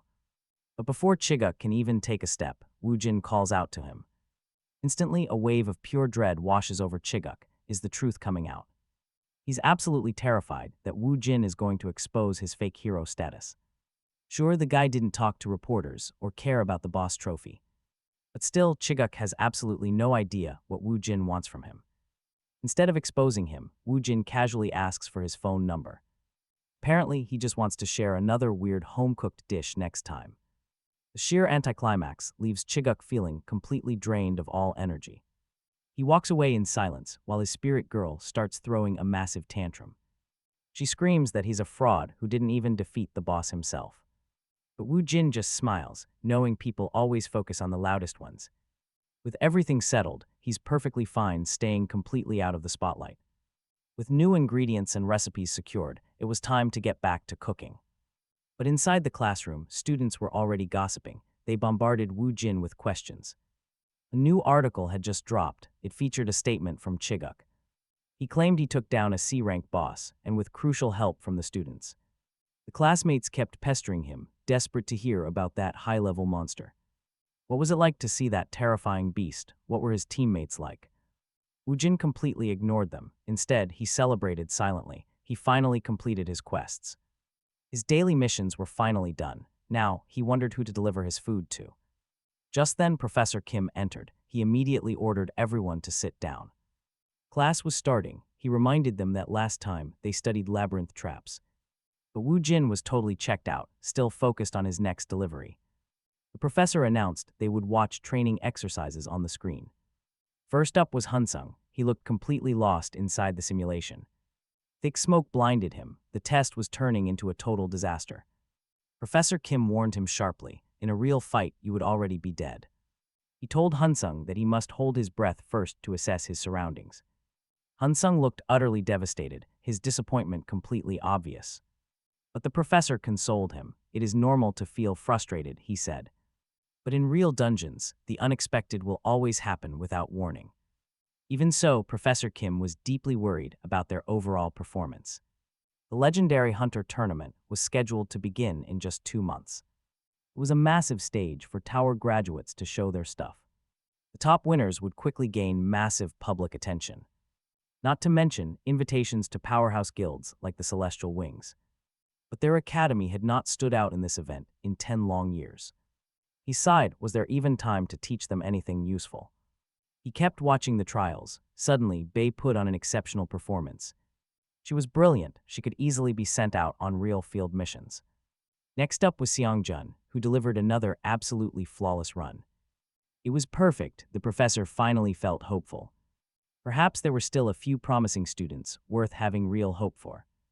Next up was Wu Jin, and Xiangjun immediately paid close, intense attention. He considered Wu Jin a total mystery. Nobody knew his real power. His enrollment was completely shrouded in secrets, making him an incredibly difficult person to read. Despite watching him constantly, Xiangjun only ever saw the guy cook. He did not expect a show today, but watched closely just in case. To everyone's absolute surprise, Wu Jin intentionally failed his test miserably. He deliberately pulled the death lever, scoring a flat 0. He was officially the worst. The professor stared, completely speechless with rage. But the spirit girl was furious at the teacher's lack of respect. How dare he disrespect her amazing master? Xiangjun, however, knew better. Xiangjun realized Wu Jin failed on purpose, but he simply could not understand why. Later in the cafeteria, some students were loudly whining about their struggles.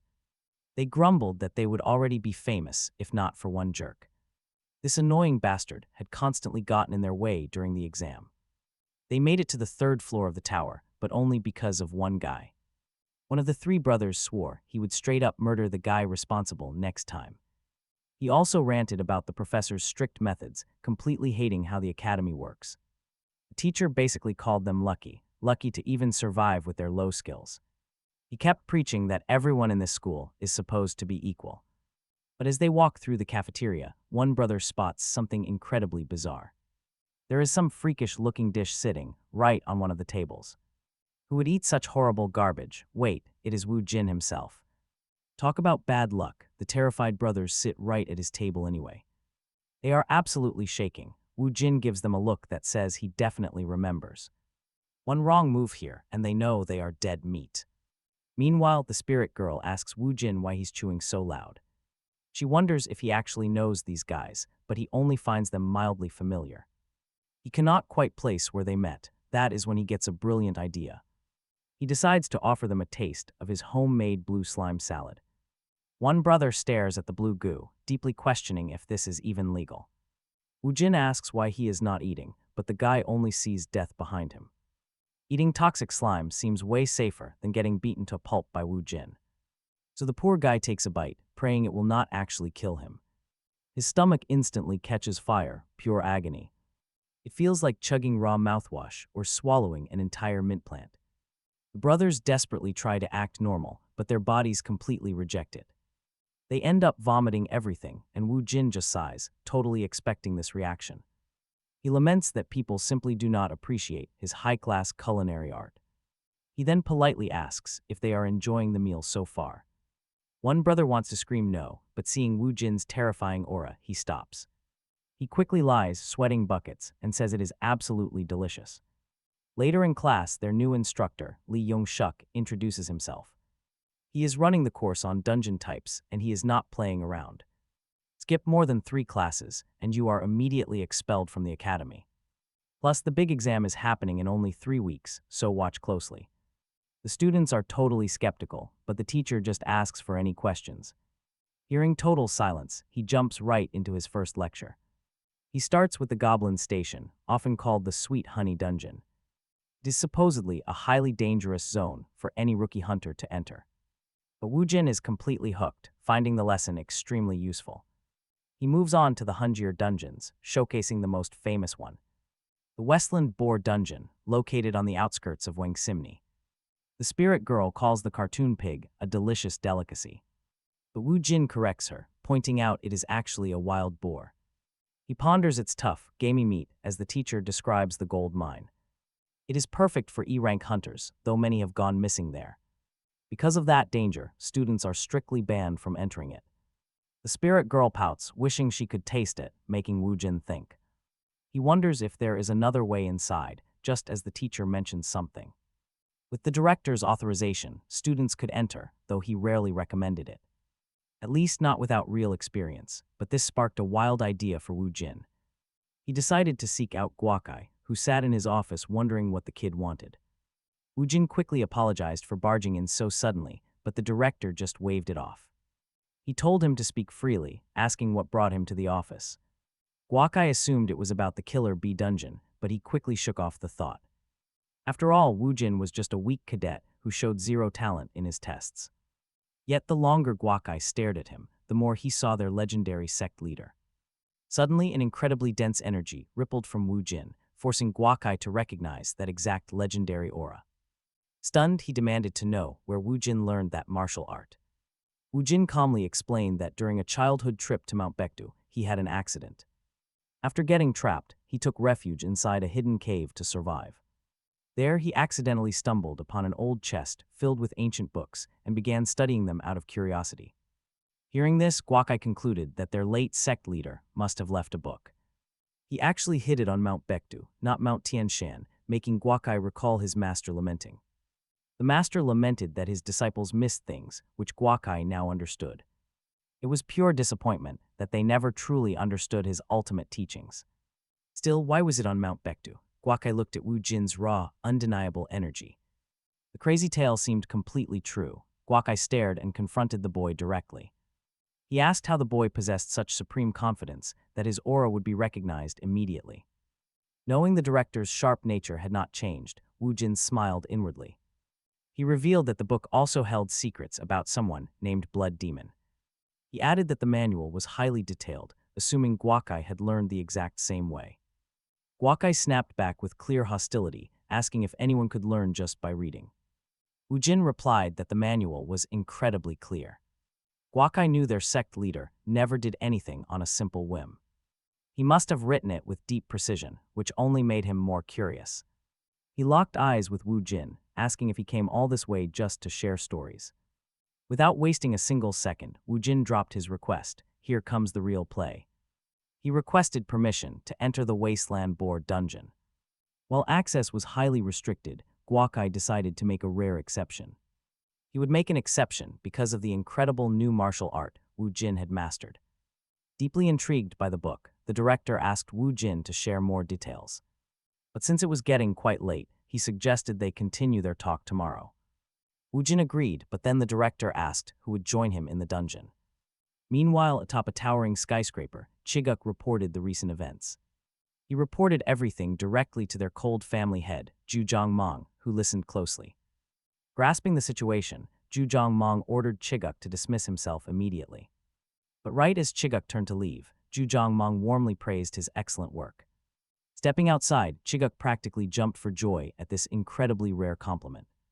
His master was a man of very few words who practically never praised anyone. Now with some rare free time on his hands, Chiguk planned to visit a bar.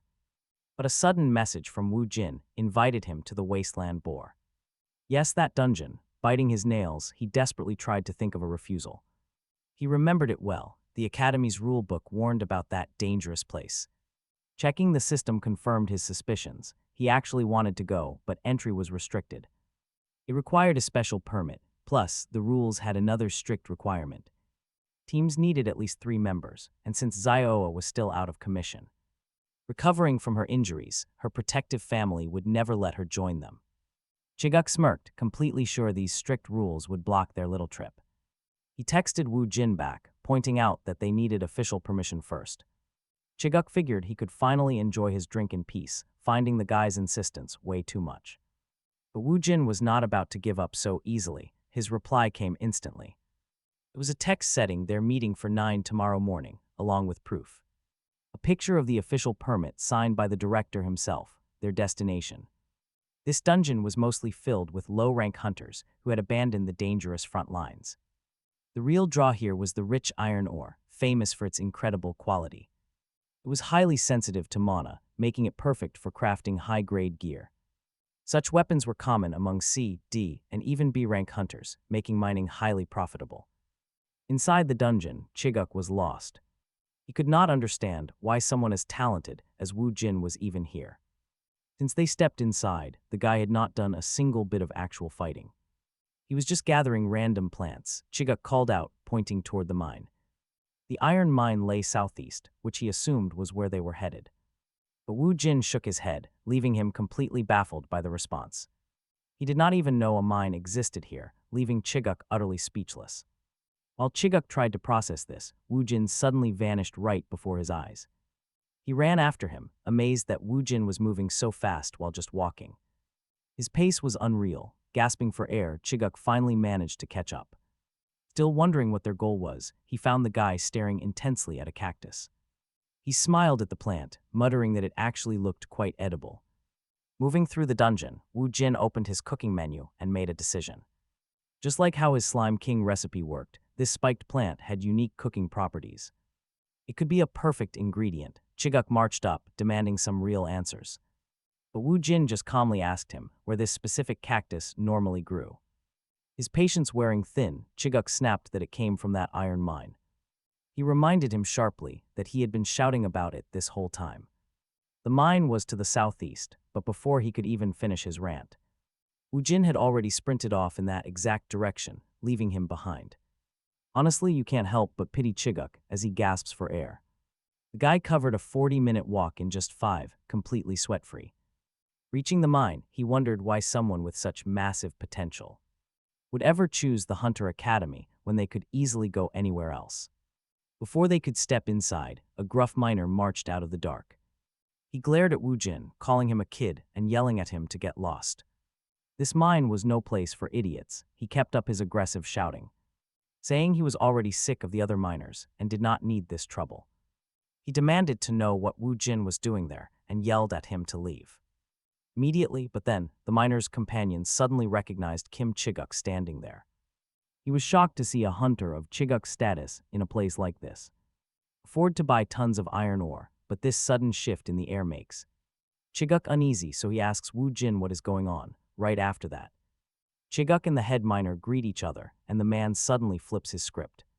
He claims it is no big deal, and he was only explaining the rules to Chiguk's companion. He quickly covers his attitude by warning them that this place is incredibly dangerous, saying he only wanted to keep the young man safe, then claiming it was just his basic human duty. He tells Chiguk to clear the cave fast and waves them right inside, while Chiguk thanks him for being so nice. The other workers grumble that they already have enough hands here, questioning the whole thing.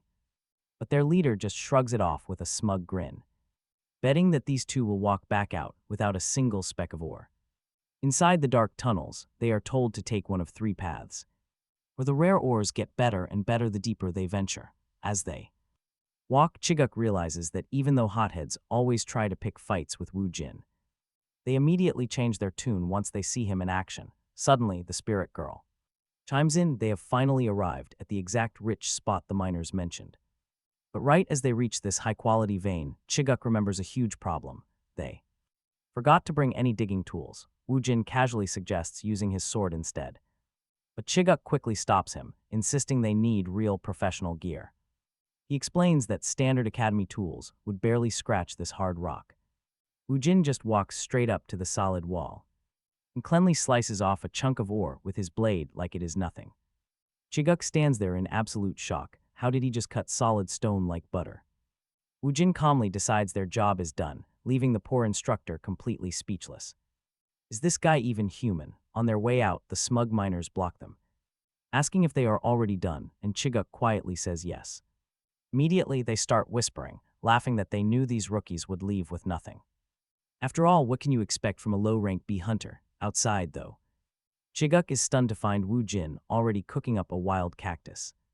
The juice is decent, but the main dish is pretty bland and needs a kick.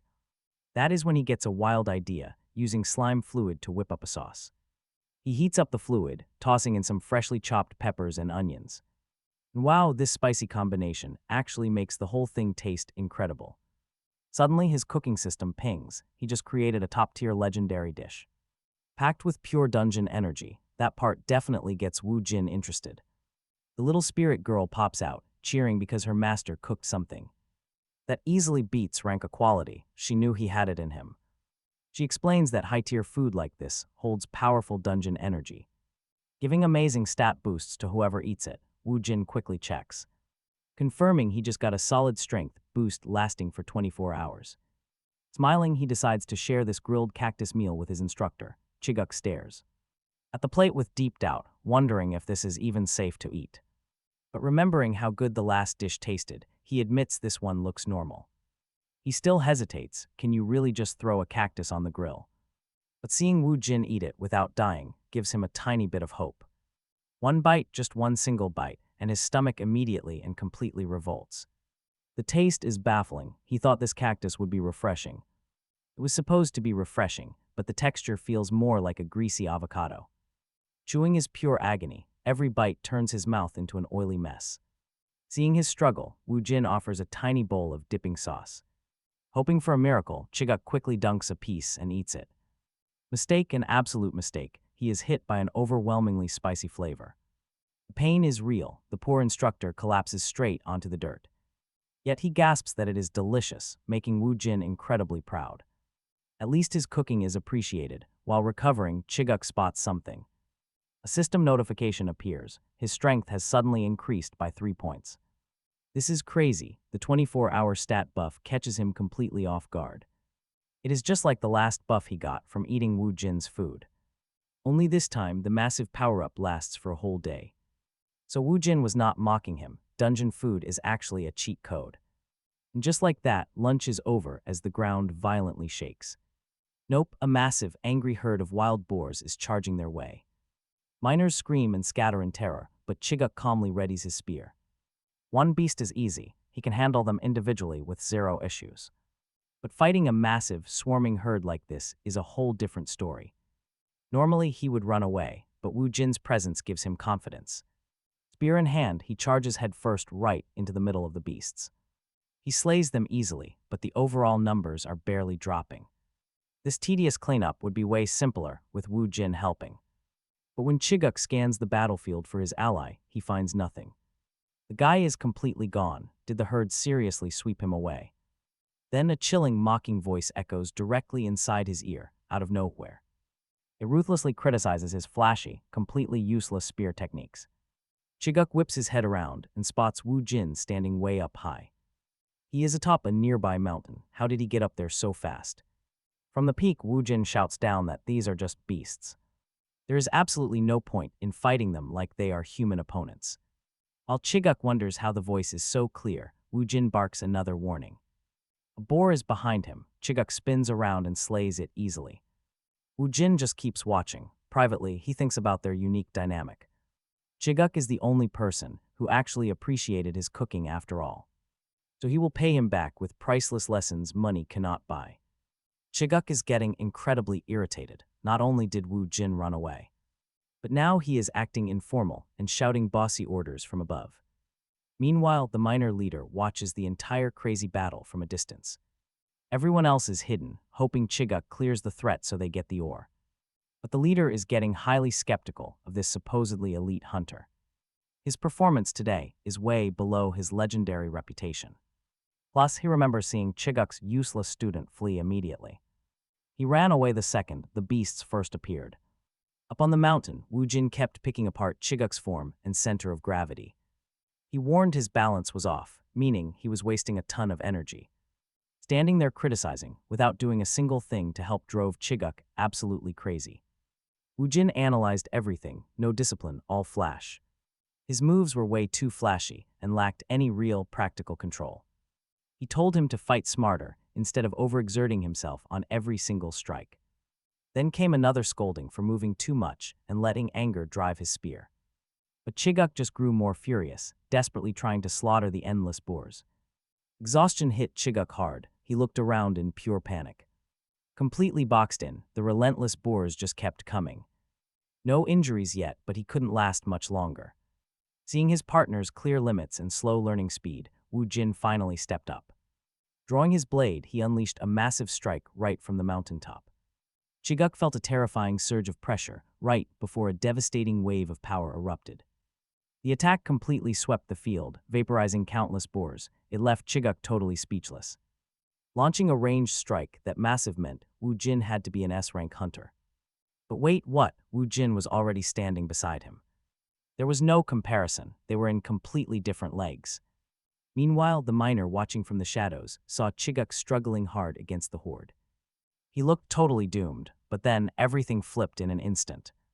The boars vaporized instantly. He assumed Chiguk did it. He had worked with plenty of B-rank hunters, but none like this. To him, the only logical explanation was that Chiguk was secretly a hidden powerhouse. Right then, a sudden system alert popped up before them. The mass slaughter of the boars had officially triggered the final dungeon boss. With a massive tremor, the desert dungeon boss materialized right before their eyes. It let out a deafening roar, sending a wave of absolute dread through the area. Sensing the incoming charge, Chiguk yelled at Wu Jin to fall back and take cover. He braced his spear, determined to actually put up a proper fight this time. But just as the giant boar charged, Wu Jin calmly stepped forward. One single decisive strike, and down went the giant beast. Chiguk just stood there in shock, completely unable to believe his eyes. Wu Jin was already sheathing his blade, yet Chiguk never even saw him draw it. Watching from his hiding spot, the miner was equally stunned by the pure speed. He couldn't even track the spear. Was this humanly possible? The miner came to one final conclusion. Kim Chiguk was a god. He figured this master and disciple were training in secret to lay low. Terrified of being silenced forever, he feared his witness status would kill him. Dungeon accidents happen all the time, making him certain his life was over. Sure, Chiguk seemed pretty kind and willing to sacrifice himself for his student. But the miner deeply doubted that kindness would ever extend to an outsider.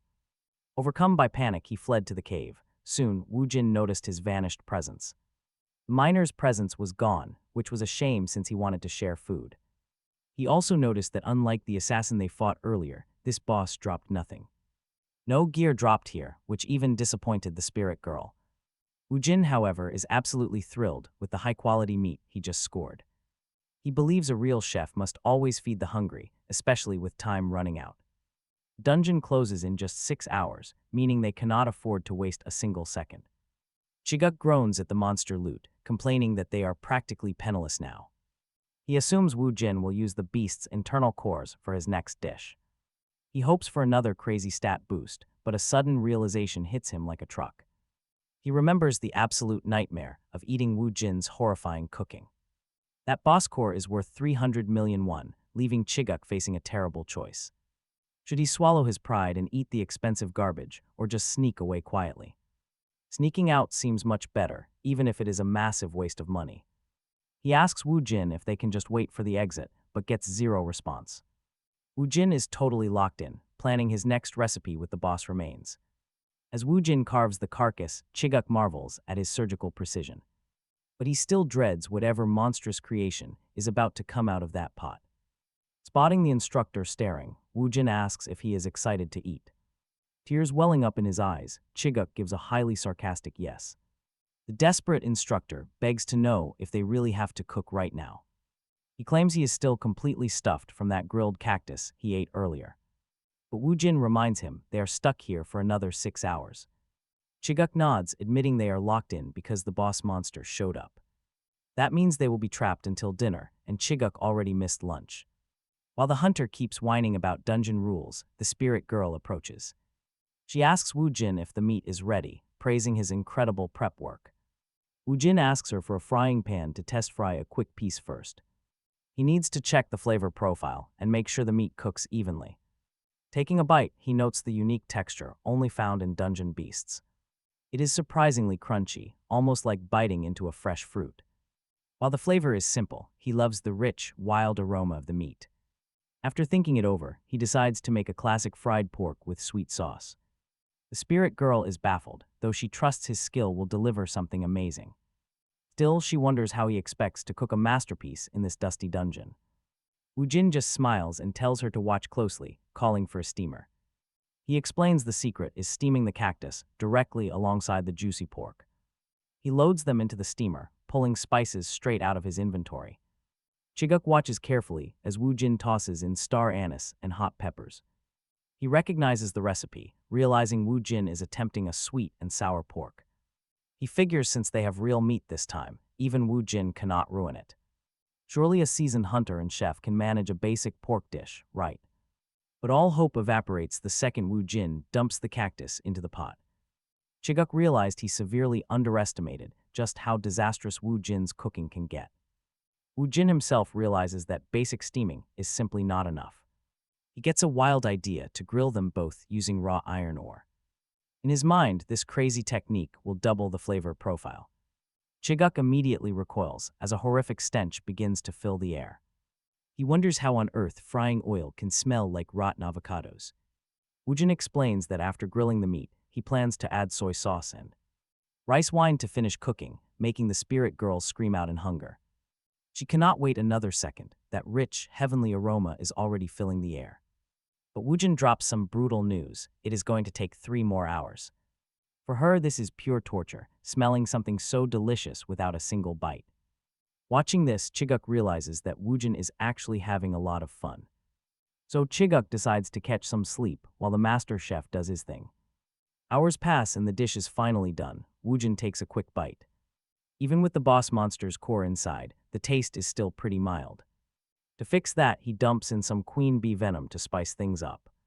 Meanwhile, poor Chiguk is having absolute nightmares about Wu Jin's crazy cooking. The spirit girl watches him twitch and turn, wondering what is happening. He looks terrified. Meanwhile, Wu Jin waits for the perfect moment. He needs to pull the cooked meat out right now.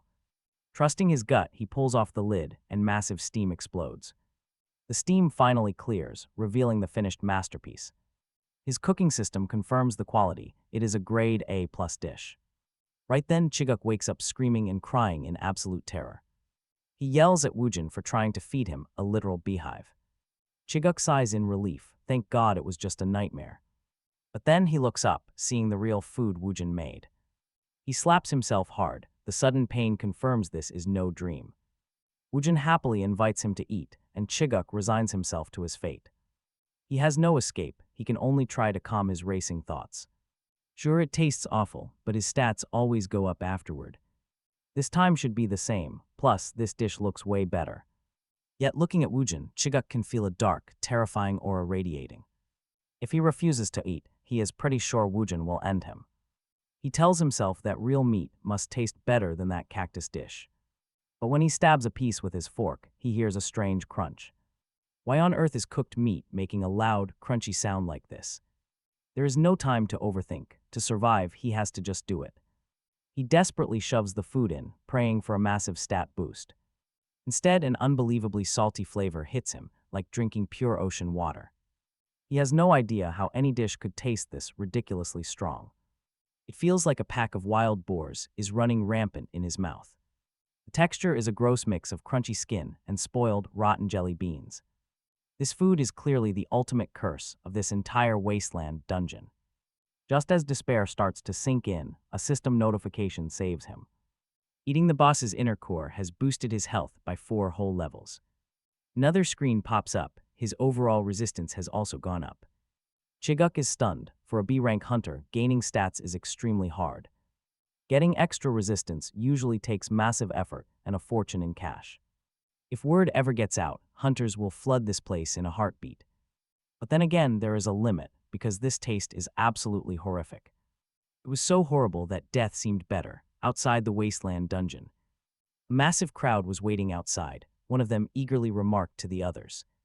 Expectedly, following Chiguk was their best move. Nearby, a reporter reflected on his past career, remembering his 3 long years of absolute bad luck before his entire fortune completely turned around within. Exclusive story about the Killer Bee Dungeon. Nearby, the crowd speculated about Chiguk's mysterious talent. He had already found bosses twice. Would he pull it off again? Suddenly, the gate opened and one person stepped out. Surprisingly, it was just a miner crying out that he thought he was going to die, but once outside, he froze at the massive crowd waiting. The reporter instantly recognized the exhausted worker and desperately racked his brain for a name before calling out to him. The miner, hearing his name, demanded to know how the reporter recognized him, but before getting any answers, other journalists instantly swarmed him with questions about the dungeon crawl and if he saw Chiguk. Feeling cornered, the miner begged them all to please calm down, promising to share exactly what he had witnessed. He revealed that he saw Chiguk inside the dungeon, claiming the hunter was actually an A-rank powerhouse hiding his real strength. Right then, Chiguk and Wu Jin stepped through the portal. Chiguk wondered why there were so many people waiting. News of Chiguk spread fast, generating insanely flashy headlines across every site. Honestly, the online crowd lost their minds, believing that an elite S-rank hunter had finally emerged in their country. The viral articles claimed that Chiguk cleared the dangerous boar dungeon completely alone, ranking him in the top 1% of all hunters. Eager reporters mobbed Chiguk, demanding to know what happened inside and if he had expected that advanced boss to show up. Chiguk politely asked everyone to calm down, promising to take their questions one by one, though he apologized beforehand, noting that some details were still too sensitive to reveal right now. He then began to share the story. Wu Jin watched, deeply impressed by Chiguk's supreme skill in deflecting difficult questions with a graceful ease that felt like an art form. Chiguk internally celebrated his success in managing the situation, knowing he would never reveal the actual truth to those journalists, no matter how wild their theories got, still pressed for further answers. Chiguk explained that he and his companions suffered an unexpected accident inside, but Wu Jin showed incredible control and provided crucial help. He emphasized that without Wu Jin, things would not have been easy to survive. Playfully adopting the role of a temporary teacher, Chiguk declared his duty was to protect his students, which left the reporters highly confused. Using that very excuse, he abruptly announced the end of their talk to protect Wu Jin's privacy. The story then shifts to director Lai Changyi, whose life was shaped by three major events in the demonic sect. The first was joining them, and the second was when he became a direct subordinate of the legendary heavenly demon. Those core experiences made him incredibly strong. Once, the previous heavenly demon asked Lai if he ever thought their rajogi recipe could be improved, thinking a powerful aroma would make the dish smell and taste even better. So with absolute focus, the heavenly demon started cooking his mysterious recipe. Shin watched in pure awe as his master moved with lightning speed. The legendary demon was literally using supreme martial arts just to stir-fry. It was incredible. Once finished, the master proudly plated his new creation. He decided to toss in some fresh cilantro and slimy sea squirts. But when Shin took a bite, the strong herbs clashed instantly. The sea squirts tried to salvage the flavor, but the taste was outright bizarre. When the master eagerly asked how it tasted, Shin panicked. He could not possibly break his beloved master's heart after all that effort. So, forcing a big smile, Shin lied and called it perfect. But that tiny little compliment changed everything for Shin. From that day on, the heavenly demon never stopped cooking. His experiments grew wilder, creating highly dangerous food combinations. He even made pork-scented tofu, much to Shin's utter horror. Naturally, the master kept dragging him over for more taste tests. Talk about a nightmare. Eventually, Shin decided enough was enough and prepared to tell him the truth. He wanted to beg his master to just put down the spatula forever. But before he could speak, the heavenly demon cornered him again. The master proudly presented a fresh bowl of sour seafood pork. Honestly, who could blame Shin for finally reaching his absolute breaking point? This food was deadlier than the legendary venoms of the Tang clan. He genuinely believed that eating any more of this stuff would rot his brain forever. He loved his sect, but his actual survival was now on the line. As he despaired, a wild solution suddenly flashed in his mind. He would shed his mortal shell and ascend to the heavens as an immortal. Summoning all his energy, Shin broke open the massive gateway to ascension. The divine sanctuary was right there, just as he had always dreamed. But a powerful god blocked his path, calling him a ruthless sinner. A killer of thousands could never set foot in the sacred heavens. Cast out into the void, Shin was banished from the heavens forever. Next thing he knew, he woke up on Earth as a hungry newborn baby. Yet this strange modern world had one saving grace. The local sushi here was absolutely legendary, and he loved every bite. While chewing, Shin's thoughts drifted back to the young martial artist, Wu Jin. It seemed impossible for Wu Jin to defeat a C-rank boss alone. Still, the kid had inherited the heavenly demon's absolute best martial arts. If he truly went all out, perhaps he actually managed to pull off that miracle. But why hide his strength? Shin decided to get some real answers today. Moments later, Wu Jin stepped into the director's office, bowing respectfully. Shin waved his hand, telling the boy to drop the stiff, formal act.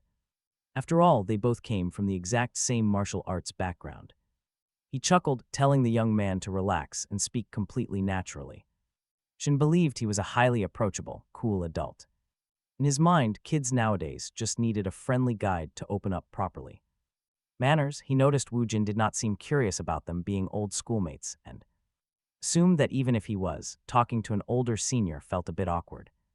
So he laid it all out step by step, starting with the actual martial arts he had mastered. Shin explained that his own martial art was called the Blood Demon Arts, founded by the legendary Blood Demon himself. In contrast, Wu Jin practiced a martial art created by the Heavenly Demon. Shin described the Heavenly Demon as someone with incredible strength and grand ideals. Someone who had more than enough raw power to back up those massive dreams. Supposedly, the Blood Demon met him by chance and was so deeply moved by those ideals that he offered to serve under him. Shin added that even though the Heavenly Demon had a grand path, the Blood Demon was actually more qualified. Meanwhile, Wu Jin was visibly growing tired of this endlessly dragged-out history lesson. Laughing, Shin suggested that as fellow schoolmates, Wu Jin should not try to compete. He even pointed out that simply observing the Heavenly Demon Arts could bring enlightenment. Yet despite that legendary perk, most disciples still preferred the Blood Demon style. Wu Jin was completely done. This was getting ridiculous. Shin's wild claims sounded like absolute garbage, too ridiculous to even consider. But then Shin finally got to the point and revealed his true motive. With age, his curiosity had grown, and he wanted those Heavenly Demon techniques. He proposed a direct trade, offering to teach his own Blood Demon style in exchange, even acting like he was the one taking a massive loss here. Suddenly, Wu Jin went dead silent. The mood instantly shifted. He made it clear he saw right through the nonsense. Shin wanted those secrets. Having a desire for the Heavenly Demon techniques was only natural, after all.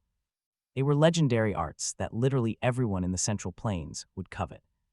But he warned Shin to stop feeding himself lies and romanticizing a fake past. He needed to drop that pathetic habit right now. Then Wu Jin stood. A dark, suffocating aura erupted from him, making the air impossibly heavy. Shin froze in pure terror. This guy was a monster. Then Wu Jin coldly addressed the director by his real name, Guakshin. Shin began to shake violently, finally recognizing the terrifying sect leader before him.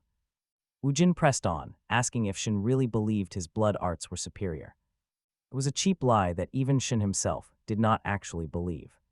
Terrified, Shin immediately dropped to his knees, stammering apologies and begging for mercy. He begged for mercy, but Wu Jin just stared him down.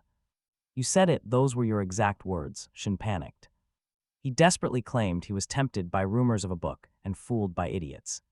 He declared he would accept any punishment and begged the master to forgive him. Seeing him beg, Wu Jin finally let the pressure fade. He muttered that admitting the mistake was enough, so he would overlook it. Shin sobbed in gratitude, but Wu Jin immediately warned him about his behavior. He coldly ordered the trembling director to sit back down and calm down. They needed to talk quietly. Then Wu Jin brought up the Blood Demon. He mentioned the founder supposedly ascended and disappeared, which Shin quickly confirmed. Apparently, the immortals rejected him because his dark arts were just too savage. Talk about bad luck. Wu Jin remembered the heavens blamed 30% of his sins on the demonic cult, leaving every remaining bit for his horrifying crimes against cooking. That memory kept him so distracted that Qian had to snap him back.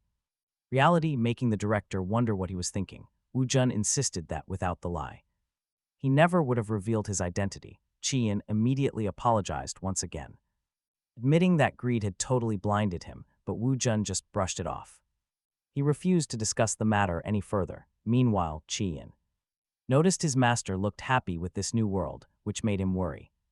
He deeply feared a dark future dominated by demons. Out of nowhere, Wu Jin broke the silence and asked Qian to grab a meal, offering to do the cooking. Oh man, that sudden, terrifying offer completely froze Qian in his tracks. Finally finding his voice, he stammered that the master's dishes should only go to heroes who had served the sect, claiming that his many sins made him unworthy. Wu Jin waved his hands, explaining those rules belonged to the old sect. Right now, they were living in a completely new world at the Hunter Academy. He proudly declared that his cooking skills had actually improved. Qian should look forward to the meal, while internally, Qian felt pure despair. He only tried ascending to heaven to escape that cooking. Now he was trapped and forced to eat it again. he desperately wished his old allies Guangma or Chiang Ma were here to share this painful fate with him. But then it hit him, everyone who used to dine with the master had mysteriously vanished. He would have to face this culinary nightmare alone. If the master claims his skills improved, that probably means the food is even weirder and far more hazardous to his health than it ever was before. Elsewhere, powerful figure received a report from his loyal servant, Park Sun-jin, about the boss monsters they targeted, the killer bee and the boar, being slain by a B-rank hunter named Kim Cheok. The mysterious leader questioned if his subordinate really believed Kim Cheok was actually strong enough. Park Sun-jin replied that while the hunter possessed some basic talent, he was not truly capable of it being just a basic B-rank hunter. The leader agreed, noting that Kim Cheok only reached that level because of the wealthy Zhu clan backing him up, making him far too weak for their organization. Still, the servant added that even if the boy got incredibly lucky, he still lacked tracking information. Hearing this, the boss ordered Kim Cheok to be put on a watch list, demanding that his every move be closely monitored from now on. He demanded immediate updates on any strange moves, declaring that this was just a step in their eclipse plan before vanishing. His sudden departure from the room left Park Sun-jin completely terrified, sweating as he wrote down the targeted name. Meanwhile, back at the academy, Beck was complaining about her lockdown following the killer bee incident, with her father insisting the outside world was too dangerous. To her, his wild concern was just excessive. Honestly, the main reason she enrolled in this academy in the first place was to escape her overly dramatic father, who would freak out over any minor scratch, even demanding every elite healer in the city show up for a bruised knee, then keeping her locked inside for the entire weekend. While recovering and reflecting on her situation, Beek Xialhe read the latest news. It was about Chiguk, speculating he was actually an rank hunter in disguise. She also discovered that Chiguk and Wu Jin had teamed up over the weekend. They cleared low-level dungeons together without saying a single word to her. It really annoyed her because she thought they were supposed to be a team. They did not even bother to invite her, making her question her obsession. Why was she so fixated on Wu Jin, an apparently ordinary, hardworking hunter? Was he Chiguk's disciple, or was there something else to him? Perhaps Chiguk was just deeply moved by the guy's cooking. That would explain why Chiguk constantly sought him out, Beek Xialhe remembered. She remembered that unique meal, which completely revived her dead taste buds. An electric current, it jolted straight through her tongue. It was what others must have meant by the word delicious. Though she had tried countless luxury dishes since, nothing ever compared. She had to find Wu Jin again to confirm that fleeting sensation. She needed one more taste to prove he was indeed someone special. Later in class, the professor lectured on how mana increases in dungeons. Beek Xialhe kept watching Wu Jin, noting his intense focus on his studies. Once class ended, she realized she was 20 minutes late for lunch. Since returning from the killer bee dungeon, endless interrogations had constantly delayed her. Endless interrogations, she was exhausted from the relentless questioning. She quickly headed to the cafeteria to search for Wu Jin. There, students whispered about Chiguk sitting right next to him. Everyone gossiped, wondering why they had suddenly become so close. It made sense if Wu Jin was his disciple, but still felt bizarre. Especially given Chiguk's personality, cold, distant. Oblivious to the rumors, Chiguk reluctantly forced down Wu Jin's cooking. The steak tasted incredibly bitter and spicy, immediately upsetting his stomach. Other students whispered that they should stay away because of the smell. Finally, Beek Xialhe spotted their table, and Wu Jin warmly greeted her. He asked if she was feeling better, and she politely thanked him. Wu Jin immediately offered her a piece of his food, which she accepted. Total silence. Chiguk watched, completely fed up with the entire situation. He seriously questioned Beek Xialhe's sanity for even putting that in her mouth. The surrounding students held their breath, waiting for her reaction. The moment she tasted it, she practically melted into pure ecstasy. She declared his food was absolutely delicious, leaving Chiguk entirely shell-shocked. He could not comprehend what was happening. Beek Xialhe tasted carefully. She noticed it tasted a bit milder and weaker than before. The dungeon meal had a wild, stinging heat that shocked her tongue.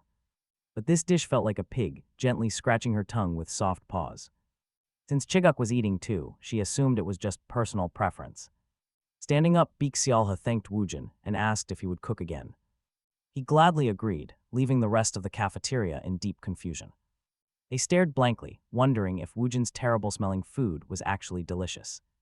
Visually unappealing, but the taste was actually heavenly, yet upon seeing Kimchi happily devouring the dish, they figured it couldn't possibly be that bad. The spirit girl teased that her master finally had more people appreciating his truly legendary dishes, and Wu Jin quietly admitted that it made him genuinely happy. He fondly remembered his past life, where so many people absolutely loved his food, but nobody ever dared to ask for seconds. It was unfortunate because even if they loved the flavors, they were totally intimidated by the Heavenly Demon's terrifying reputation, but he really preferred how peaceful this brand new reality was.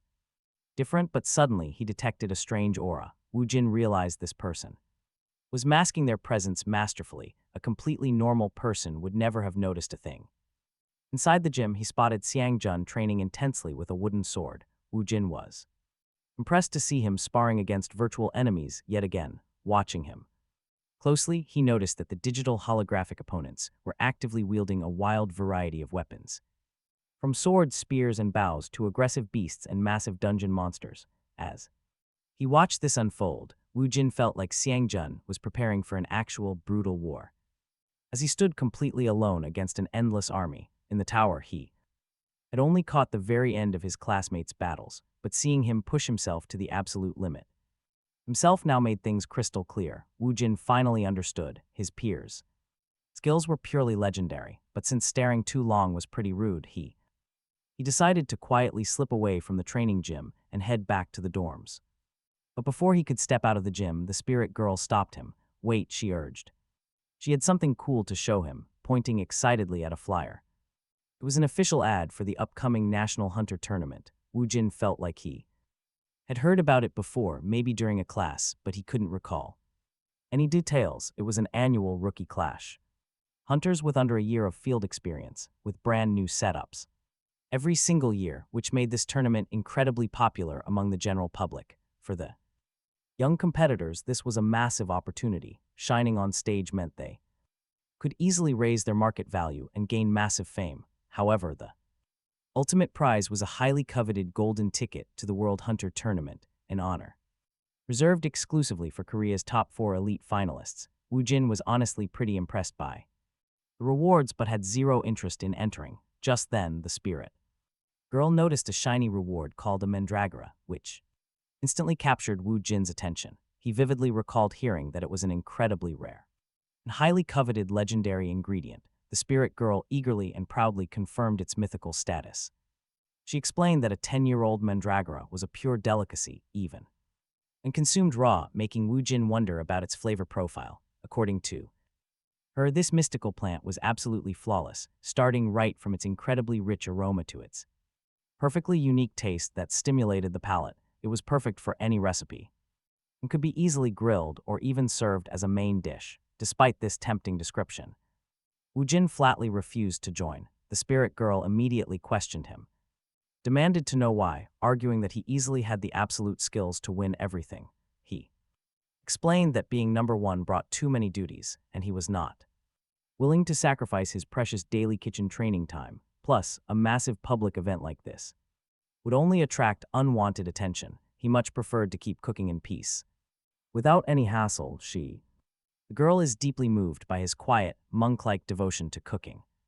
Deep down, she already knew. Suddenly, Wu Jin's phone rings. It is Guok Chaeyin on the line, asking if the sect leader has time. Wu Jin asks what is going on, and Guok Chaeyin says it is urgent. He even offers to head up to his room, but Guok Chaeyin's total lack of common sense in this world completely irritates Wu Jin, who immediately snaps. A principal visiting a student's dorm would look incredibly suspicious to everyone else. So Wu Jin decides to go to him instead, promising to bring some food. Around dinner time, hearing this, Guok Chaeyin completely panics on the other end. But Wu Jin hangs up, no protests allowed. Suddenly faint screams echo from the next building. He is probably just excited. That night, over a hot meal, Wu Jin explains his latest culinary breakthrough. He tells Guok Chaeyin how he finally balanced the tricky dungeon flavors. Adding mint to the bee dungeon ingredients was the secret to perfecting it. Taking a bite, Guok Chaeyin mutters that the taste reminds him of war zones. A time when blood and carnage stain the battlefield, Wu Jin asks if he likes it. Guak Cheyin enthusiastically agrees, calling it a masterpiece worthy of a true master. With the plates cleared, Wu Jin gets right down to business and demands answers. Guak Cheyin hesitatingly asks if he has noticed the boards around the campus. Wu Jin instantly guesses that this is about the upcoming tournament. Guak Cheyin nods, confessing their school has not won in a decade. Sensing where this conversation is heading, Wu Jin silently braces himself. Guak Cheyin suddenly drops to his knees, begging him to join the competition. Just to save their failing reputation, classic school politics. Wu Jin rejects the plea instantly, leaving Guak Cheyin completely stunned. He reminds him that his entire life is now dedicated to cooking. Guak Cheyin is baffled, thinking the legendary Mandragora prize would be plenty of bait. No deal, Wu Jin stands up and prepares to leave. Yet Guak Cheyin refuses to let his only hope walk away so easily. He desperately argues that even Kenshi's presence here has boosted their rank. A stellar performance would finally keep the annoying bureaucrats off his back. It would guarantee a peaceful school environment right up until his retirement. While Bakul is highly skilled, any mistake would be too risky. But with the legendary sect master on their side, victory is guaranteed. But how? He absolutely must find a way to sway him. Especially since even the legendary Mandragora prize did not grab his attention. With a brand new plan brewing, Guak Cheyin changes his approach. He claims to have an irresistible offer and asks Wu Jin to listen. He points out that the student dormitory only has a cramped, shared kitchen. A terrible setup that must be extremely inconvenient for a master chef. Losing his patience, Wu Jin tells him to stop beating around the bush. Guak Cheyin promises that if he competes and brings home a solid result, he will build a state-of-the-art private kitchen just for him.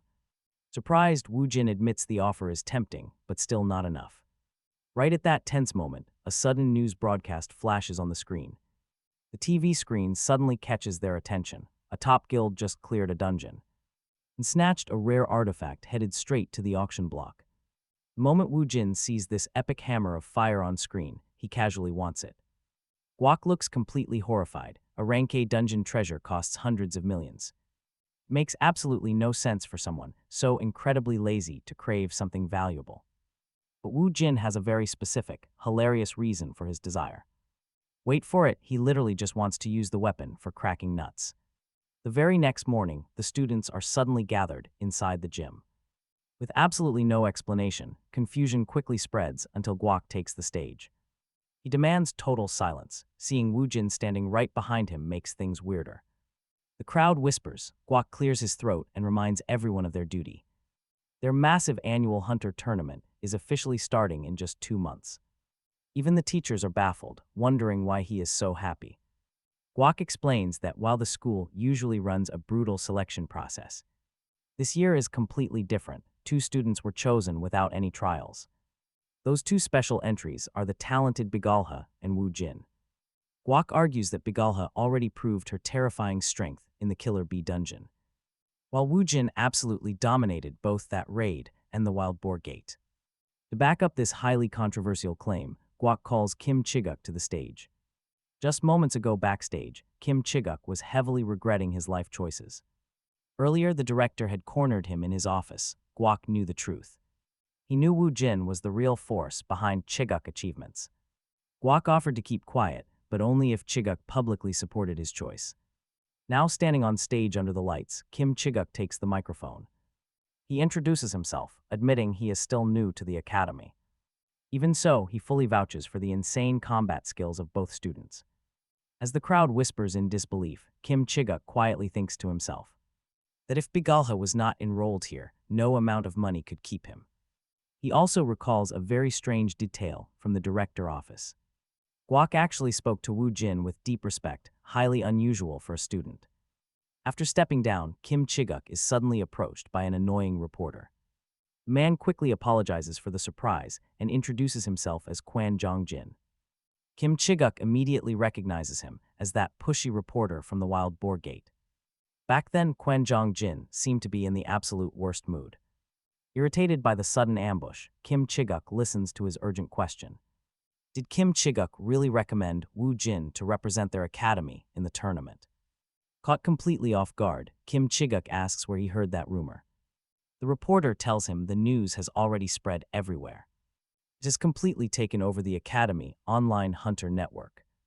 Angry posts accuse Kim Chiguk of abusing his power to favor his disciple, even though he does not even view Wu Jin as a student. Knowing the leak is public, he cannot simply brush this off now.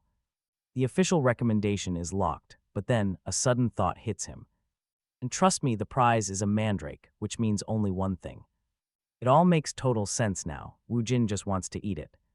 With that realization, Chiguk figured that to get the ingredient, Wu Jin would surely reach at least the top 4. Armed with this fresh confidence, he openly admitted to the reporter that he had indeed recommended Wu Jin, adding in a menacing tone that his entry was absolutely not because of mere favoritism.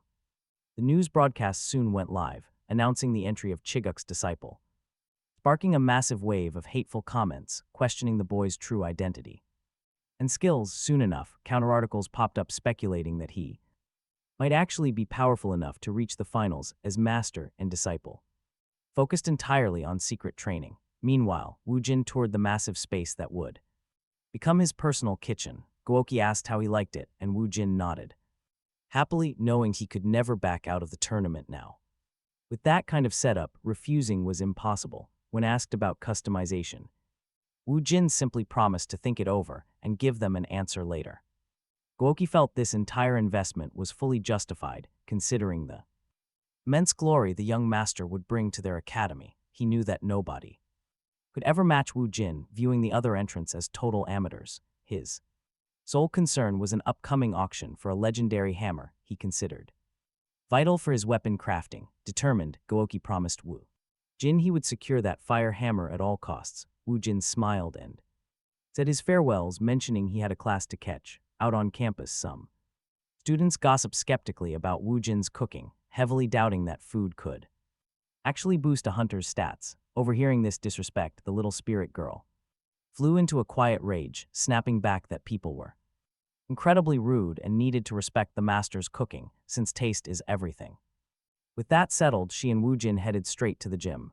Upon entering, the instructor announced that after their tedious theory lessons, but check this out, today's weapons practice began, and he recommended they use something they already knew how to handle, if not spears or blunt instruments would do. Seo Hyun chose his trusty fists, aiming to train boxing, earning a nod from the teacher who noticed his bulkier frame. Meanwhile, Wu Jin grabbed a long spear, prompting the instructor to remark that this was exactly what he expected from Chiguk's disciple. Watching nearby, Sihan found it bizarre that an overpowered swordsman who could delete bosses with a single hit was messing around with a spear. He realized that despite having watched Wu Jin from day one, he still had zero clue about his identity. The single thing he knew for sure was Wu Jin's extreme obsession with cooking, especially using raw dungeon monsters. Sihan observed that the spirit girl, despite being high-grade grimoire and incredibly picky, devoured Wu Jin's food with absolute joy, which suggested real talent. But the horrific memory of the last meal Wu Jin made forced down his throat made him strongly doubt it. Compared to that disaster, literally anything else he ate to survive tasted like a 5-star feast. Sihan also wondered why a monster like Wu Jin would become Chiguk's disciple. He knew Chiguk's weak reputation before his regression. A B-rank hunter who, though had public fame, lacked the respect of the high-ranking hunters. Sihan knew it was actually Wu Jin secretly carrying him by slaughtering all the dungeon bosses. He understood why the other got all the credit. At first, Xiangjun thought Wu Jin was just trying to avoid attention from the powerful, but he soon realized he had the absolute strength to crush almost any of them. He had to conclude Wu Jin was at least an A-rank hunter, most likely S-rank or even higher, he decided. He had to keep watching him, but right now, more urgent things loomed. There was business to handle. The big Stern auction was scheduled to take place in 2 days. If things went down like they did before his regression, massive tragedy would strike the venue. He had to prevent it at all costs. Meanwhile, Xiangjun kept reflecting on the incident. He initially thought it was a simple bandit raid, but over time he suspected the hand of a group called Eclipse. Their targets at the auction had been mummified by dark magic. They unleashed, now fully healed from his brutal clash with the Slime King. Xiangjun knew he could no longer just stand by and watch. beside him. Wu Jin was running spear drills, and that weapon instantly brought back memories of an old brother-in-arms, the spear demon Zhang Yang, who lived solely for his craft. Wu Jin remembered trying to fix his comrades' incredibly stubborn habits. But the man was as rigid as his own iron spear. As Wu Jin practiced the 7 strikes of the demon dragon on a training dummy, he remembered Haoxiang Ying could have soared like a true dragon if not for those fatal flaws. Nearby students, watching the session, whispered that despite all the fancy, wide motions, Wu Jin did not look like he was doing anything special, resembling an ordinary guy. Xiangjun, however, knew these kids were blind to the spectacular truth. They saw random, messy thrusts, but Xiangjun could tell with absolute certainty that the man wielded the spear with his entire heart. Wu Jin's technique was so absolute it could literally slice through dimensions. He was not just a grandmaster of the sword, but a peerless spear legend too. This made him wonder all over again who this mysterious man really was. Elsewhere on the grounds, teacher barked at Xiangjun for slacking off, deeply disappointed in him.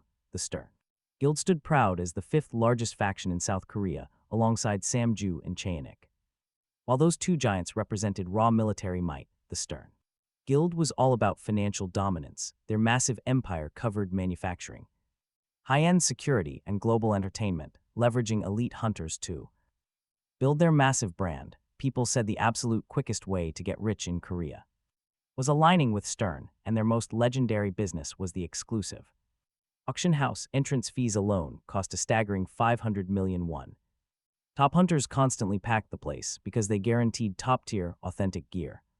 With massive multi-million won deals daily, security was tight, guarded by highly capable B-rank and A-rank hunters. Late that evening, Wu Jin and his servant Guok stood in front of the grand venue. Guok whispered that everything was perfectly set, adding that these high-class events could get pretty boring. Wu Jin countered that chances to lay eyes on legendary items are rare, and he quite enjoyed checking out these sales occasionally. Guok then handed him a mask, asking him to wear it, explaining the rule was established after a sore loser tracked down and brutally murdered the winning bidder. Now, absolute anonymity was strictly enforced. Wu Jin nodded silently, realizing this rule just proved the powerful guild could not guaranteeing the safety of its members. The two stepped inside the auction house. Near the entrance, a guard asked Wu Jin to show his identification bracelet. After checking it, he explained that the entire auction would be held on personal tablets. They politely declined his offer for any extra assistance. The massive doors slid open as the guards wished them a wonderful night. Once inside, Wu Jin noticed that absolutely everyone was wearing a mask. Finding their seats, they heard the announcer welcome the crowd on stage. He officially kicked off the bidding with the first item, a lock of snow. Giant yeti hair starting at 100 million won. Guok nudged Wu Jin, asking if he remembered how to use the bidding tablet. He explained that the item specs and the bidding button were on screen. Guok whispered that yeti hair is perfect bait for hunting bigger monsters. It can even be brewed into a special potion for rapid hair growth. Impressed by these unique properties, Guok immediately entered his own bid. Soon, the speaker announced that the yeti hair sold for 7.8 billion won with no other bids coming in. While they prepped the next item, Guok sighed, wishing he had bid more than 500 million won, but Wu Jin was just thrilled to look at all these incredible treasures on display.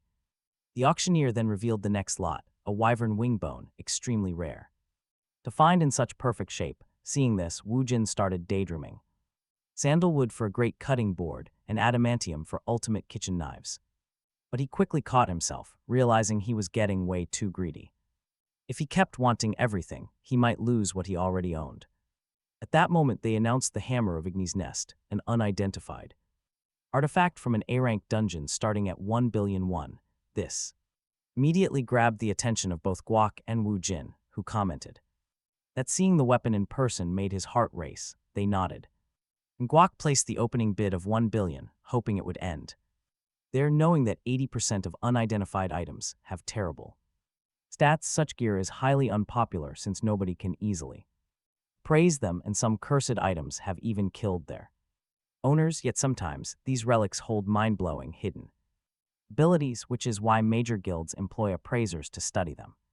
Suddenly, the bid had already jumped to 2.25 billion won. Guok realized this mysterious hammer must be an incredible Divine weapon with unbelievable stats. And then, the next bid absolutely shocked everyone. The price was already 6.8 billion won. Gritting his teeth, Guak made a final bid of 10.2 billion won and won the hammer, feeling broke from the massive price. Guak asked Wu Jin if they should clear a dungeon together since it would be extremely profitable, but Wu Jin rejected the offer immediately, explaining that he did not want any public attention. Instead, he wanted to dedicate his life entirely to his cooking. At that exact second, the announcer revealed the highly anticipated main item of the night. It was an epic weapon called the Prison of Fire, obtained from an A-rank boss. Guak pointed out its incredible mana and fiery aura resistance, plus it possessed a special ability to turn mana into raging flames, letting the wielder control them at will. Truly an item worthy of its name, valued at well over hundreds of billions of won. The bidding opened at 10.5 billion, quickly rising to 11 billion. Following a fierce bidding war, the weapon sold for 56 billion. Guak consoled himself, feeling pretty lucky that he managed to walk away with that hammer. Then the auctioneer brought out the final item, a scroll from Ignis's nest. With a starting bid of just 100 million won, Guak found it strangely low, especially since that hammer from the very same place was made of rare mithril, justifying its high price, but mid-thought he felt a strange draft. From behind him, he assumed it was just wind, until a massive explosion rocked the whole hall. Through the thick smoke, two mysterious intruders suddenly appeared. One of them coldly reminded her partner to remember which targets were marked as sacrifices. Her partner nodded, addressing her as Enhemoth, as they both prepared to begin. Terrified, the announcer screamed for security, while Guak realized they were under attack. Right then, one of the intruders chanted a spell in a strange, ancient tongue, instantly forcing everyone on stage to their knees. The man announced his spell was ready, and the woman asked if he remembered their primary objective. They slowly advanced toward the stage, stating they only needed to retrieve the scroll. But she quickly added there was one more item on their list. Suddenly, Hunter Park Dijun charged straight at the intruders, throwing heavy punches. The woman dodged effortlessly, noting that while the hunter had strong magic resistance, his overall physical strength and combat skills were absolutely pathetic. With a swift counterattack, they noted that high-quality sacrifices are best kept in one piece, and he would serve them perfectly right now. The woman agreed, mentioning that was exactly why she only targeted his head. Watching the chaos unfold, Wu Jin found their unique techniques quite intriguing. Wanting to see more of what they could do, Guak noticed his curiosity, but warned him they should lay low until security arrived. Meanwhile, the male intruder started questioning the need for so many sacrifices, but his ruthless partner quickly snapped at him to stay focused on the mission. Right on cue, several sword-wielding guards surrounded them. Ordering them to freeze, the man grumbled about his partner being too reckless, to which she coldly threatened to kill him once they got back. With frightening speed, she lunged forward to slaughter the guards.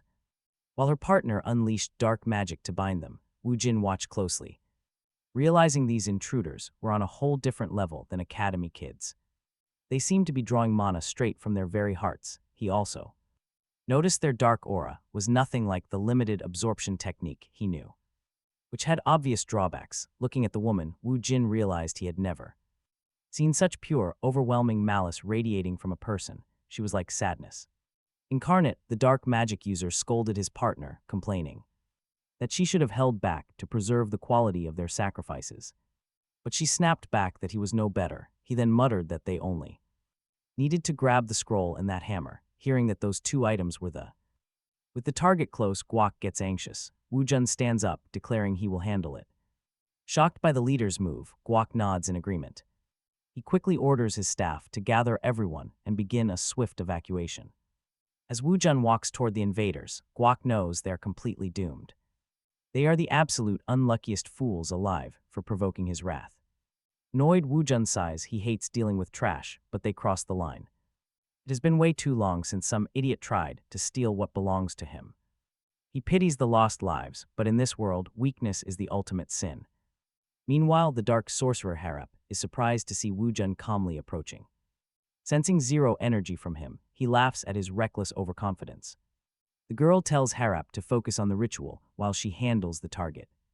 The two opponents face off, and in the blink of an eye, action explodes. The girl teleports directly behind Wu Jin, raising her blade for a lethal strike.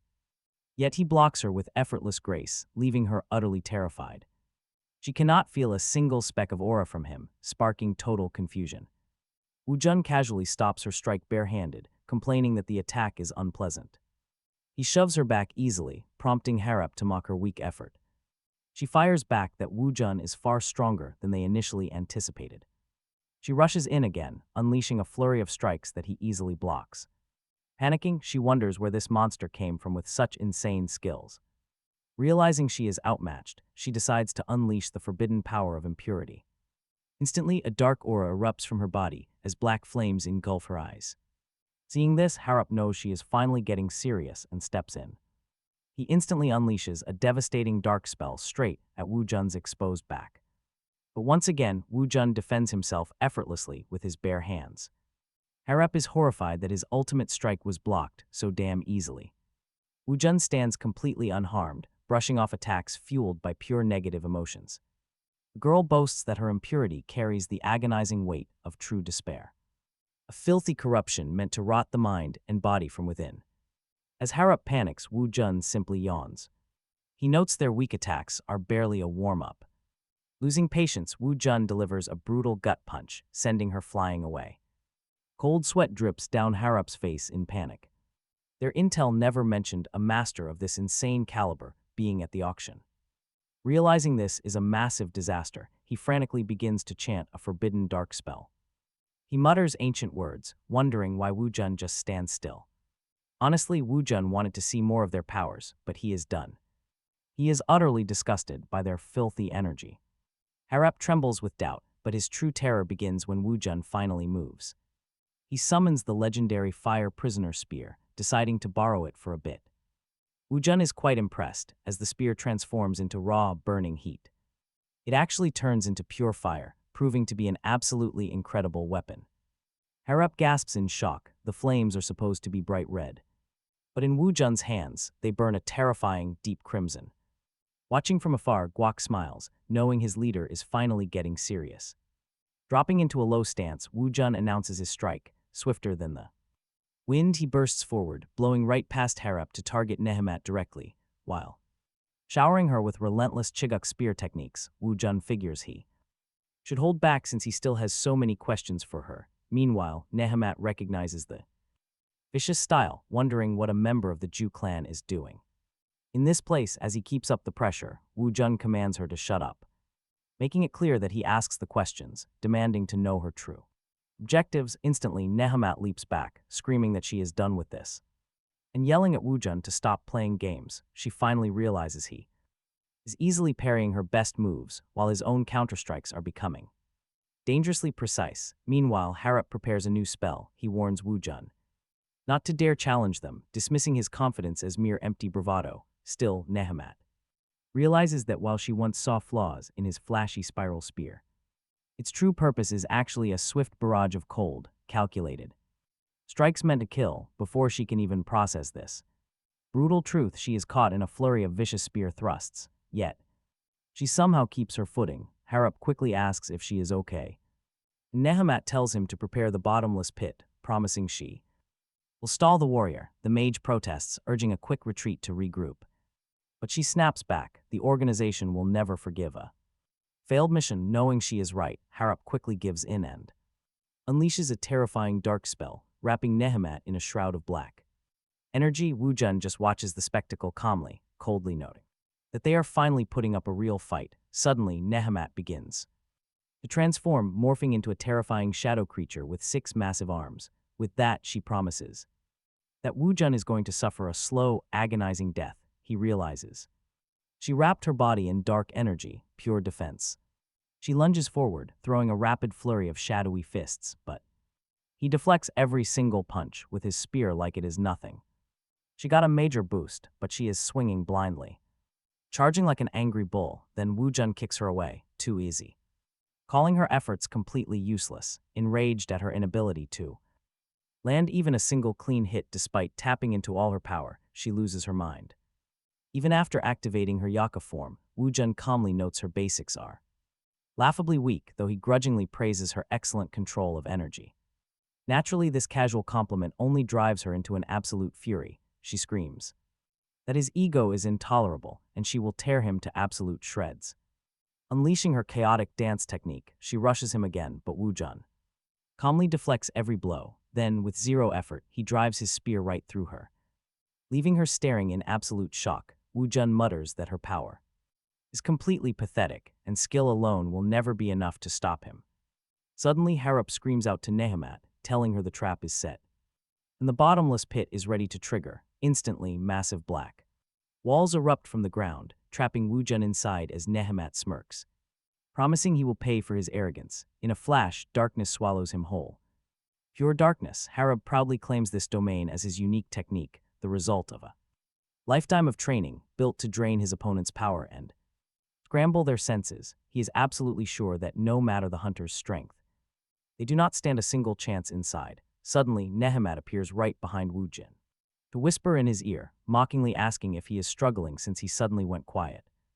She lashes out with absolute fury, but Wu Jin calmly dodges, noting that this new power is actually weaker than the impurity. He realizes that even with his senses blocked, tracking enemies by their massive energy signatures is incredibly easy. But the real issue is this pocket dimension. It was specifically built to leech the life force of anyone inside, already feeding on his energy like a hungry specter.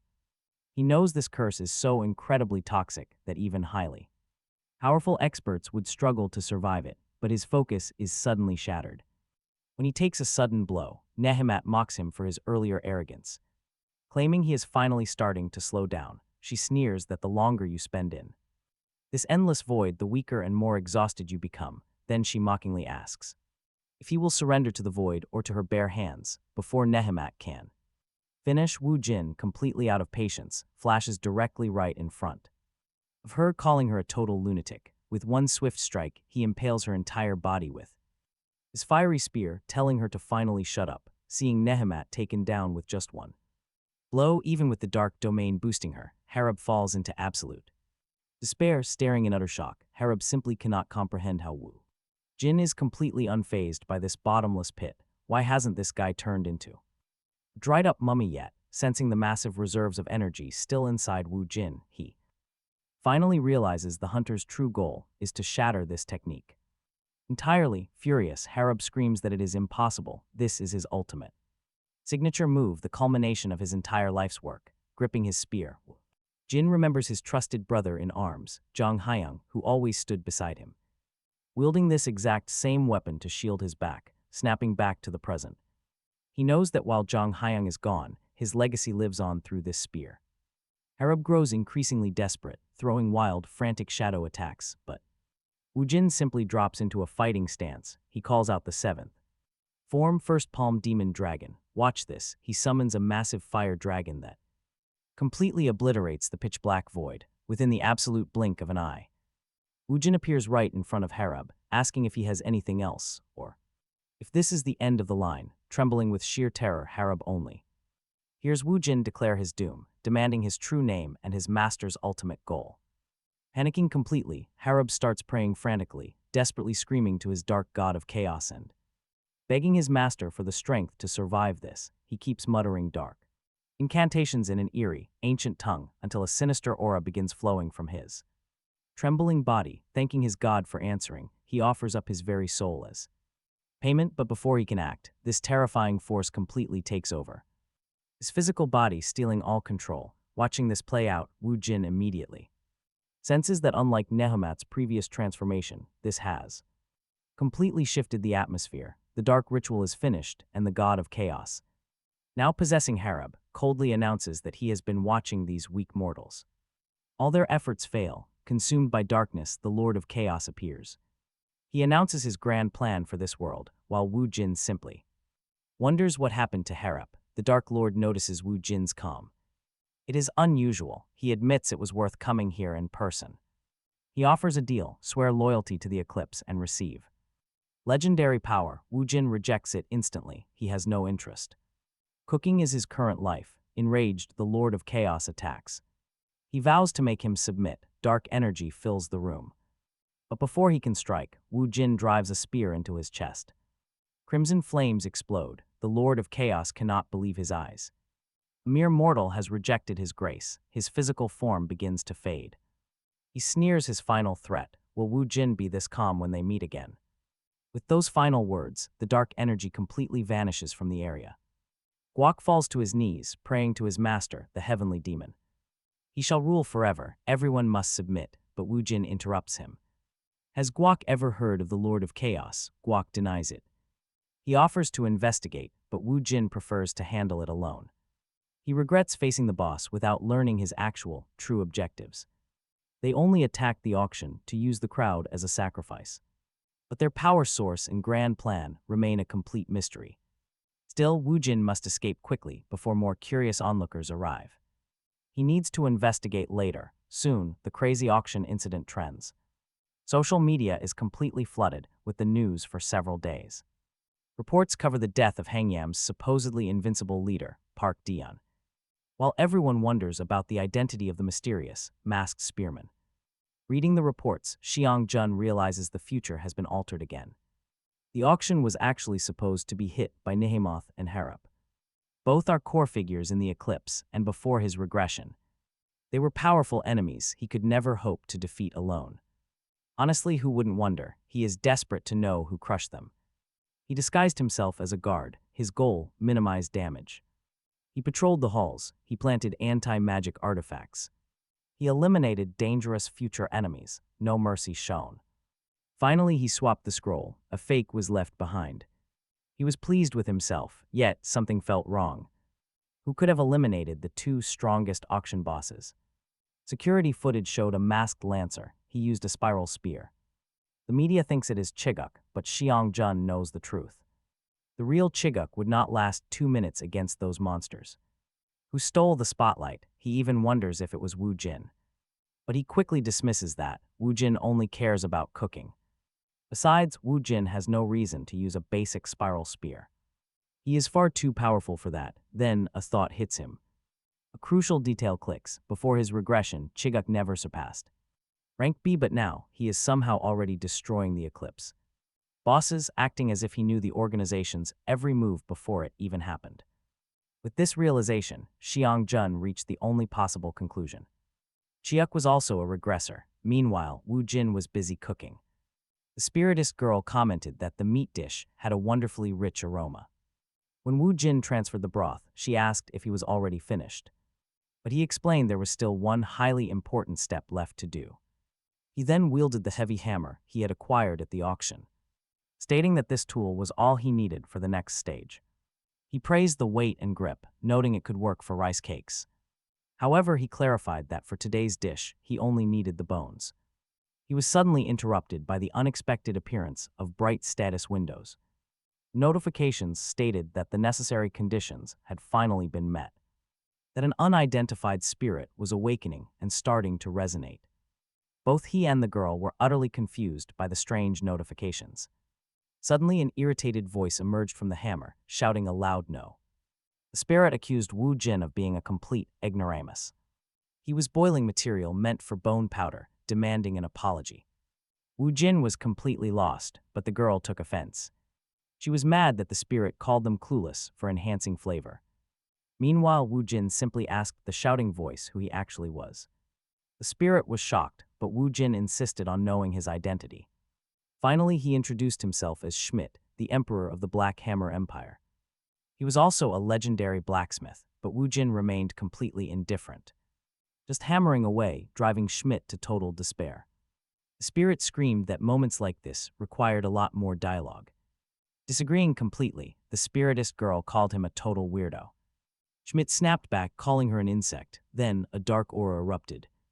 Wu Jin coldly told them both to shut up. Overwhelmed, Schmidt realized that any opposition would lead to his annihilation. The blacksmith explained that 700 years ago, he died making a weapon. His legendary soul had been reincarnated directly into this very hammer. He wept, admitting he saw massive potential in Wu Jin as a blacksmith. Schmidt begged him to start training down that path immediately. But Wu Jin refused the grand offer without a single second of hesitation. He was a chef, nothing else mattered to him. Schmidt despaired at seeing him waste talent smashing bones that could make dwarven armor. The spiritist girl intervened, saying uneaten food was more pitiful than unfulfilled dreams. And with that, Wu Jin finished his equally crushed bone soup. Shortly after, Wu Jin opened his inventory, intending to store the hammer. This sent the blacksmith into a total panic. Later, Seal Beck tasted the food. He commented that it was absolutely delicious. Then, the system chimed. Since Wu Jin had completed his daily quest for a week straight, a brand new main quest was unlocked. Later, he got on a bus. He reflected that it had been a very long time since he visited home. The spiritist girl assumed they would go straight to the main quest. He had not been back home since entering the academy, not once. Even after recovering the memories of his past life, some things remained. Deeply rooted in his body, and family was just as precious as cooking. Now they could finally focus on the main quest, their goal, create a B grade. Or higher dish, Wu Jin wondered about the dungeon pepper listed in the rewards. The spirit girl clarified that it came from a legendary dungeon. Specializing in cooking, which housed all kinds of legendary peppers, she added that the dungeon was built by the very same person who created her, an unparalleled chef who recorded countless exceptional recipes in the grimoire. Eager to sharpen his skills, Wu Jin asked what a dish's grade actually meant. The girl explained it was determined by the effort put into cooking and the rarity of the ingredients used. Wu Jin realized the highest quality dish he had ever managed to make was Dongpo pork, and no matter how hard he tried, it never beat a C+. Arriving home, Wu Jin was warmly greeted by his mother and brother. Soon after, his mother served some food, and they gathered for a meal. The spirit girl, who was eating too, commented frankly that the flavor was pretty weak and totally lacked skill, criticizing the uneven seasoning. In the obsession with precise measurements, Wu Jin's mother asked if he had missed her home cooking after so long, and he gladly agreed. Flustered, the spirit girl quickly backtracked, saying that food made with a mother's love was always best. Then Wu Jin's mother asked about school. When the meal ended, they gave thanks, and Wu Jin told his mother to rest because he would handle dinner. He announced to his brother that he had perfected a brand new dish at school, which made the young man break out in a cold sweat. He would literally rather go to hell than eat it. His mother praised Wu Jin's initiative, but told him that she had a doctor's appointment, so he would be eating dinner with just his brother, just a routine checkup, she reassured them. But Shan Ho begged her to stay anyway. Still, she said her goodbyes and left, saying it was getting late. Wu Jin went to start preparing dinner, but his brother Shan Ho stepped in, suggesting he cook instead. He criticized Wu Jin for already thinking of food right after eating. They should use the time to talk. Shan Ho added that Wu Jin's obsession with cooking made him lose his warmth. Talk about cold, Shan Ho noticed his brother was never this indifferent before, wondering if it was an effect of awakening, though he quickly dismissed the idea. He then remembered that Wu Jin had loved cooking ever since he was a kid. Likely due to their mother's influence, for Shan Ho, everything changed completely the day Wu Jin awakened. He compared his brother's passion for cooking to his own dream of becoming a hunter, wondering if cooking was just Wu Jin's way of coping with their father's death. Approaching him, Shan Ho mentioned seeing on the news that Wu Jin became Chiguk's disciple, and asked what was going on. Wu Jin's brief response suggested the news was false, leading Shan Ho to assume that the rumors about him participating in the hunter tournament was also a lie. Still, Wu Jin clarified that this specific part was true because he had made a promise to someone. With more questions coming, he simply stayed silent, furious at being ignored. Shan Ho asked if his brother behaved like that at school, remembering those rumors about his bizarre meals. Confidently, Wu Jin replied that many people loved his food. Shan Ho stood stunned. Impossible, he thought, as he started to cook. Wu Jin told Shan Ho that he had to see it to believe it, and that he would understand everything after tasting this new dish. Looking pretty terrified, Shan Ho asked what kind of meat he was using. Wu Jin replied it was koji, fermented steak, and began cooking it with some serious, flashy style. When the dish was finally ready, Shan Ho absolutely hated the smell, but he had to take at least one bite so his brother would stop complaining. But the moment he put that first bite in, guys, he was completely defeated by the flavor. Wu Jin secretly wished he could have used his special hammer for the prep, but realized it would be way too hard to explain where that tool came from. Furious, Shan Ho demanded to know what on earth was in the food, guessing that After becoming a hunter, Wu Jin started using dungeon items in his recipes. Wu Jin shrugged, of course he did. Hearing this left Sanho completely devastated. Suddenly their mother arrived, joking that she could hear Sanho shouting from floors away, calling him incredibly immature. But Sanho noticed his mother looked a bit too serious and asked if she received any bad news at her doctor appointment. She said it was nothing major, but a strained wrist meant she had to shut down the restaurant for a few days. Sanho agreed, saying she really deserved a break after working non-stop for so many years. Still, she seemed worried about their regular customers. Suddenly, Wu Jin stepped in and told them not to worry, he would take care of the diner himself. Mom loved it, but Sanho, absolute panic mode right now. Pure shock. Standing outside the restaurant later, Sanho asked if Wu Jin even remembered promising their mother to watch the business but never cook. Wu Jin silently noted that Sanho's actual culinary style was incredibly similar to their mother's, since it had been a long time since he last helped. Sanho asked his brother to prep the ingredients while he handled the cleaning. Soon, both of them got to work, with Wu Jin chopping veggies and Sanho sweeping the place. Right about then, their uncles walked in asking about Mom. Sanho quickly explained they were covering for her while she recovered from her wrist injury. Soon, the lunch orders started pouring in. Wu Jin wrote down everything while Sanho did all the cooking. After serving the crowd, Sanho was completely exhausted, asking if they would get a quick break before dinner. Wu Jin thought they definitely would. Sanho realized running a restaurant was brutal, wondering how his mother ever managed it.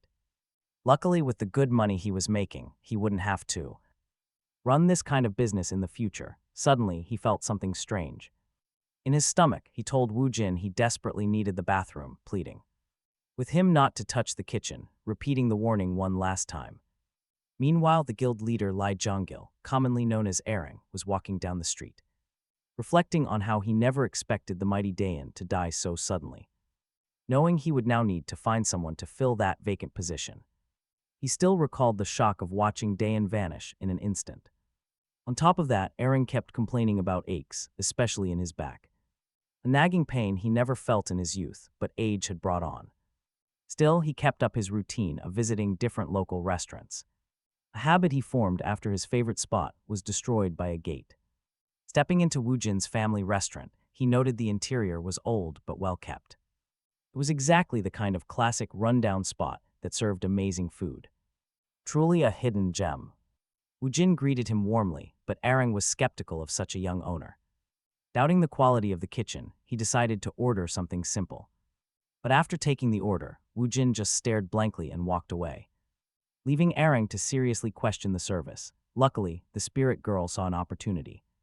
Despite his promise to Xianho, Wu Jin knew he couldn't leave a customer waiting. It felt wrong to delay, so he ultimately resolved to cook the meal. To him, serving a hungry diner was a chef's absolute highest duty. Yet he faced a dilemma: stick to his mother's recipes or go all out. Ultimately, he could not resist tossing some rare dungeon ingredients into the mix. This created an A-tier dish, enhanced with cactus and wild fennel seeds. He finished it off with a splash of fresh lemon juice. Wu Jin knew the special slime coating would melt under the high heat, locking in a deeply complex flavor before serving the plate to Erang. He quietly braced himself to apologize to Xianho for breaking his promise. But the moment Erang took a bite, he froze. Something was way off. The meat tasted incredibly tough and bitter, sending a wave of confusion through him. If the meat was spoiled, it should smell awful, but the aroma was fantastic. He chewed with deep discomfort, desperately wondering what kind of trick this was.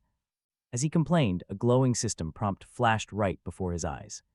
The notification announced that eating the meal boosted his health by 3 points. The effect would last 24 hours, leaving Erang absolutely speechless. The dish contained actual dungeon energy, and it was already curing his bad back. Right then, Xianho finally stepped out of the bathroom, looking thoroughly relieved. He instantly spotted the diner and realized Wu Jin had gone ahead and cooked. He was ready to blow his top, but his anger vanished the moment he saw the face. The guest was none other than Erang, the powerful leader of the Zhonggil Guild. Xianho scrambled to explain the situation, but he stopped when he saw Erang smiling. The guild leader stepped forward, introduced himself to Wu Jin, and cut to the chase. He wanted to hire Wu Jin as his personal chef and buy the entire restaurant. He promised immense wealth and treatment fit for a king. Hearing this absurd proposal, Xianho stood there completely frozen in shock. Arang knew that a chef who could cook status-boosting food was a game-changing secret. He couldn't let rival factions like the Kaon Guild catch wind of this. He had to act now, but first he needed to trace where this magic came from. Restaurant or become a head chef, although Wu Jin liked the offer, his true desire was sharing his food with the world. Hearing this, his spirit companion sighed, glad that someone finally appreciated his talents. However, Wu Jin pointed out that the restaurant belonged to his mother, so the decision wasn't his to make and besides, he had to keep his focus entirely on his main quest. He realized that this quest demanded a B-grade dish, and his spirit helper had already told him that high grades required extremely rare ingredients. Fast forward to the academy class, where the professor notes that 2 whole weeks have flown by since they first enrolled, and the students should be fully settled into their routines by now. Right after he drops a bomb, their first big exam is set for August 20th. Luckily, since it is their very first test, it won't be too brutal. It will consist of a 10% written test, 30% mana control, and 60% E-rank monster hunting. To calm their nerves, he explains they will only face 3D magical holograms instead of real beasts. Even so, the class instantly erupts in a massive panic, especially since fighting an E-rank monster is something only Wu Jin has actual experience with. Meanwhile, Wu Jin realizes that preparing premium quality dishes means investing far more time into cooking and complex recipes. Just then, his classmate Bexale approaches him to chat, asking how he is feeling about the upcoming test and proposing they team up. She even suggests asking Chiguk to help them train their mana control and combat skills. Then, looking quite embarrassed, she invites him to study together over the weekend. Wu Jin wants to return her kindness, but he gently declines, explaining that he already has plans and must focus strictly on his culinary training. Bexale understands, inviting him to grab lunch with her instead. Wu Jin happily agrees, telling her he is grateful that someone actually enjoys his food, leaving the rest of the class watching. The two of them in absolute shock. Once class resumes, the professor points out that in their previous hologram simulation, the entire class showed a very pathetic awareness of hidden traps. Because of this, he announces a drastic new plan to whip them into shape, explaining that while traps are dangerous inside dungeons, there is an even more typical threat out there, poisons. So he declares they are doing a hands-on lesson today where the entire class will ingest actual toxic herbs to train their bodies and minds. This direct exposure will help them recognize hidden dangers. Naturally, the students are terrified of eating deadly plants, muttering that this lesson is completely reckless and totally pointless. The instructor quickly tells them to stop panicking, clarifying that these are low-level dungeon plants with extremely weak toxins, often consumed for survival. Hunters eat them in emergencies. After swallowing them, they will only feel their tongues and fingers swell up for 3 to 5 minutes. Despite this reassurance, one brave student speaks up, pointing out that even if the dose is small, a toxic reaction could still prove fatal. The instructor stares coldly, telling the boy to keep speaking, and the student boldly claims that they already know how to handle toxins. And this entire exercise is just a total waste of time. Smirking, the professor retorts that this exact genius managed to trigger 11 traps during the previous test, while almost everyone else set off at least 10. He asks if they honestly think they are ready, because in a real dungeon, they would all be dead. Wrapping up the discussion, the professor asks if anyone has any more objections. Met with absolute silence, he simply continues the class. Meanwhile, Jun nibbles on a herb. Jun admits he once ate it by mistake and had a terrible experience. Bexial takes a bite, even though the plant is poisonous. She can't taste anything, comparing it to chewing bland grass. Meanwhile, Wu Jin tries the Arcus saffron himself, immediately noticing its surprisingly pleasant aroma. He figures it would go great in his recipes, though he realizes he has been putting off his dungeon ingredient hunts lately because of constant chaos. On a whim, he asks to take some saffron, but the teacher shuts him down immediately, saying academy rules strictly forbid it. Seeing the student's crestfallen face, the instructor wonders how a guy like this actually managed to clear the tower. Right then, his system triggers, bringing up a list of locations with the herb Talk about mind reading. He searches and easily finds an E-rank dungeon. It is in the exact same tropical forest where he once caught a golden frog. Fast forward to the dungeon, Chiguk complains that after a brutal week, they were finally supposed to enjoy a nice, relaxing weekend. Yet here he is, dragged along despite having entirely different plans. Seriously, does Wu Jin have absolutely nothing better to do? Since they arrived, his classmate has done nothing but hoard saffron. Sure, Chiguk knows the herb acts as a decent painkiller if prepared right. But watching Wu Jin gather so much of it makes his stomach turn. He has a terrible feeling it is destined for some bizarre new recipe. Even worse, what if another dungeon boss shows up right now? He would end up hogging all the media credit again, which is annoying. Though on second thought, maybe that helps distract people from the mysterious Lancer. Still, a weird vibe lingers, and his absolute biggest dread. Eating Wu Jin's cooking again, now that is absolute nightmare fuel. Meanwhile, Bagel watches them, processing the dynamic between the two. At first, she assumed Chiguk only hung around because of her powerful father. But no, he is clearly hyper-focused on Wu Jin instead. It seems Chiguk genuinely took the guy under his wing despite the bad rumors. Those news reports were actually right. Chiguk genuinely cares. She finds it surprisingly respectable, but suddenly a massive shadow looms. A giant frog lunges. She lands a perfect strike, but something feels off. Before she can react, an even larger beast emerges and swallows the frog whole. Chiguk flashes in, instantly obliterating the creature in a blink. He tells Bexial to find her rhythm and commit to her swings. She quickly thanks him, and he advises her to catch her breath. Watching them from the side, Wu Jin notices something. Bexial lacks real conviction. Her blade wavers with self-doubt. Simple advice won't fix a mental block like that. Once she builds actual confidence, her natural talent will shine through. She will easily break past this wall on her own. So he decides to simply watch over her. Meanwhile, Chiguk wonders. Staying there was too risky with a boss monster likely to spawn at any second. He dreaded Wu Jin's cooking, but those potential stat boosts kept him tempted. If this bizarre food actually worked, he would gladly force himself to eat.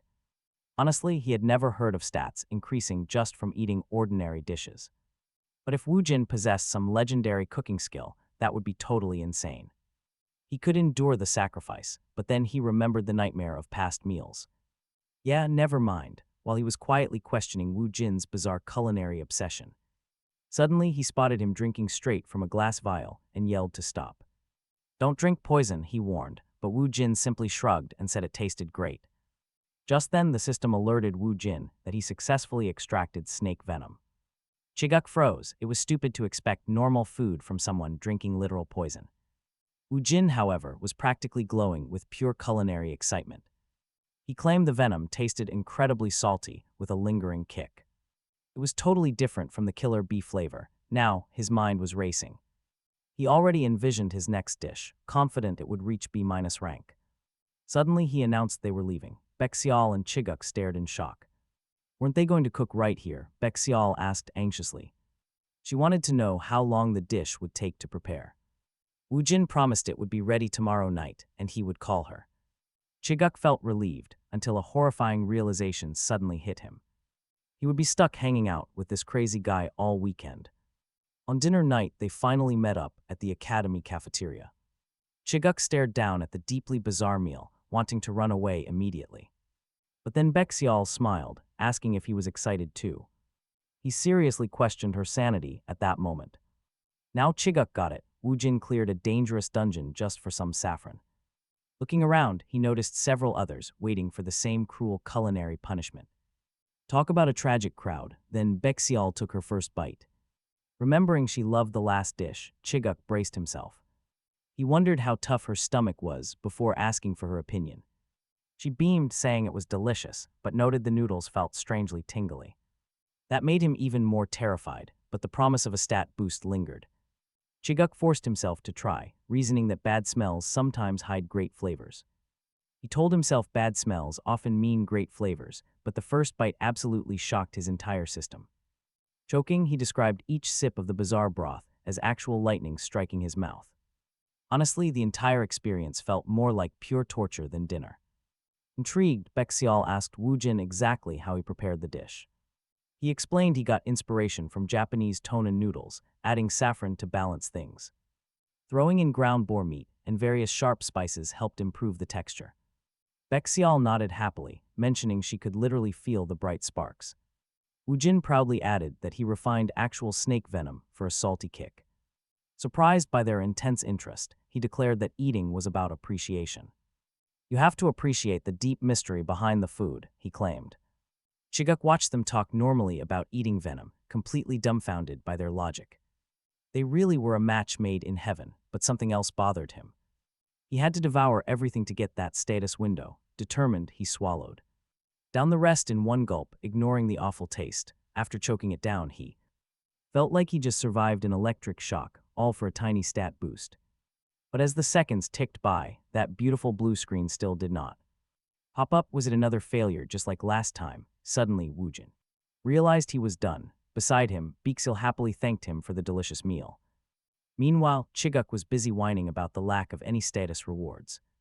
Turns out, only dishes rated grade A or higher guarantee a real stat boost. With that, Wu Jin cleared his first main quest, immediately unlocking the next one. Now he has to hunt for rare ingredients deep inside a submerged cave. Wu Jin sighed even after refining snake venom and prepping all day long. His dish fell short of a grade A rating, his spirit companion agreed it was a pity, suggesting some dungeon peppers would have secured it. But Wu Jin knew better. He knew those peppers clashed heavily with the saffron, ruining the delicate noodle flavor despite how powerful the combination was. He just did not fully master that ingredient yet. Throwing it in blindly would hurt his professional pride, so he left it out. He swore right then never to use dungeon peppers again until he truly understood them. Otherwise, the culinary masterpiece would not feel like his own. His spirit helper completely believed in him, but issued a gentle warning. Those peppers are incredibly rare, and mastering them takes real time. Luckily, Wu Jin has all the time in the world to get it right. He is ready to learn through endless trial and error, checking his new quest. Wu Jin sees the juicy reward, a magical fermentation storage box. The spirit girl explains this is no ordinary box, it works inside his inventory. It automatically adjusts the temperature and humidity of any ingredient, eliminating the need for a physical kitchen or cellar to ferment things. Wu Jin is absolutely thrilled that his food will age beautifully right in his pocket, making him eager to set off immediately. Just then, Chiguk storms in, asking if Wu Jin even knows what rest actually means, considering he dragged them out for 3 straight days. He grumbles that they still haven't found the boss, and that last meal had him trapped in the bathroom all day, begging for some peace. Secretly, Chiguk remembers his master delaying their talk about taking him on as a disciple, demanding he use Wu Jin to cover up the auction incident. It was clear his boss wanted him to act as the mysterious masked Lancer, even though Chiguk has no clue why everyone fell for it. But watching the security footage left him utterly frozen in absolute shock. Those spear techniques mirrored his own perfectly, forcing him to stay silent. He realized his master honestly has no idea who this spearman is. Yet he cannot think of a single soul who could fight like that. With a heavy sigh, Chiguk accepts his bizarre, inescapable fate. Honestly, looking at the screen, even he doubted his own innocence. Desperate to stall, he turns to Beeksil and asks if she is feeling exhausted, warning her that overworking is terrible for her health. She was fine, she insisted, but her answer secretly drove him crazy. Hiding his immense rage, he suggested heading straight to the cave Wu Jin mentioned. A truly bizarre team. Walking along, he lamented their highly exotic tastes. Only those sweet guild status rewards kept him from losing his absolute mind. Their last quest was even worse than the garbage food, total nightmare.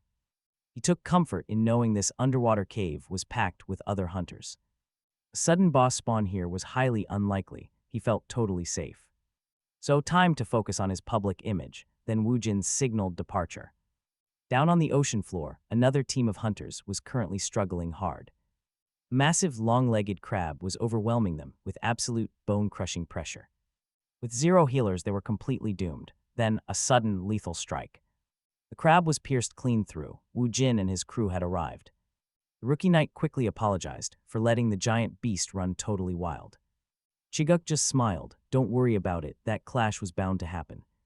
Rookies always bowed to him, but this interaction felt somehow incredibly strange. Then came the surprise. The knight eagerly asked him for an autograph.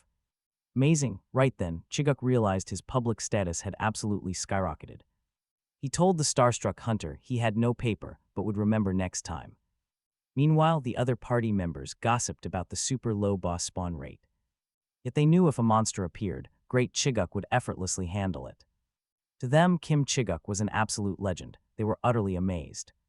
They stared at Beck and Wu Jin, whispering with some serious jealousy. The boy got treated like royalty. Wu Jin, however, ignored their chatter entirely. He was too busy daydreaming about his next recipe and cooking it perfectly. Chiguk smirked, loving this newfound clan recognition. His image was finally soaring. But sweat dripped down his face. This glory was entirely thanks to Wu Jin. What if his quiet disciple suddenly changed his mind and exposed the truth? The kid was the actual powerhouse behind those bosses. Just imagine the disaster. One word and his life is completely ruined. Talk about high-stakes pressure. If he could just surpass Wu Jin, his massive headache would be resolved. But to get stronger, he needed the legendary meteor spear technique, secret level. Since he had no other option, cooperation was his only survival path. He had to keep forcing down Wu Jin's god-awful cooking with a smile. Never complain. Suddenly, Wu Jin and Beck came to a grinding halt. Chiguk asked what was happening, but Beck was just as utterly confused. Beck said Wu Jin just froze up. In complete silence, the boy stared. He was examining a rock pile where his system screen suddenly flashed. The alert showed the dungeon was right here. Boss location confirmed nearby. Based on the internal logs, the secret entrance lay hidden behind those rocks.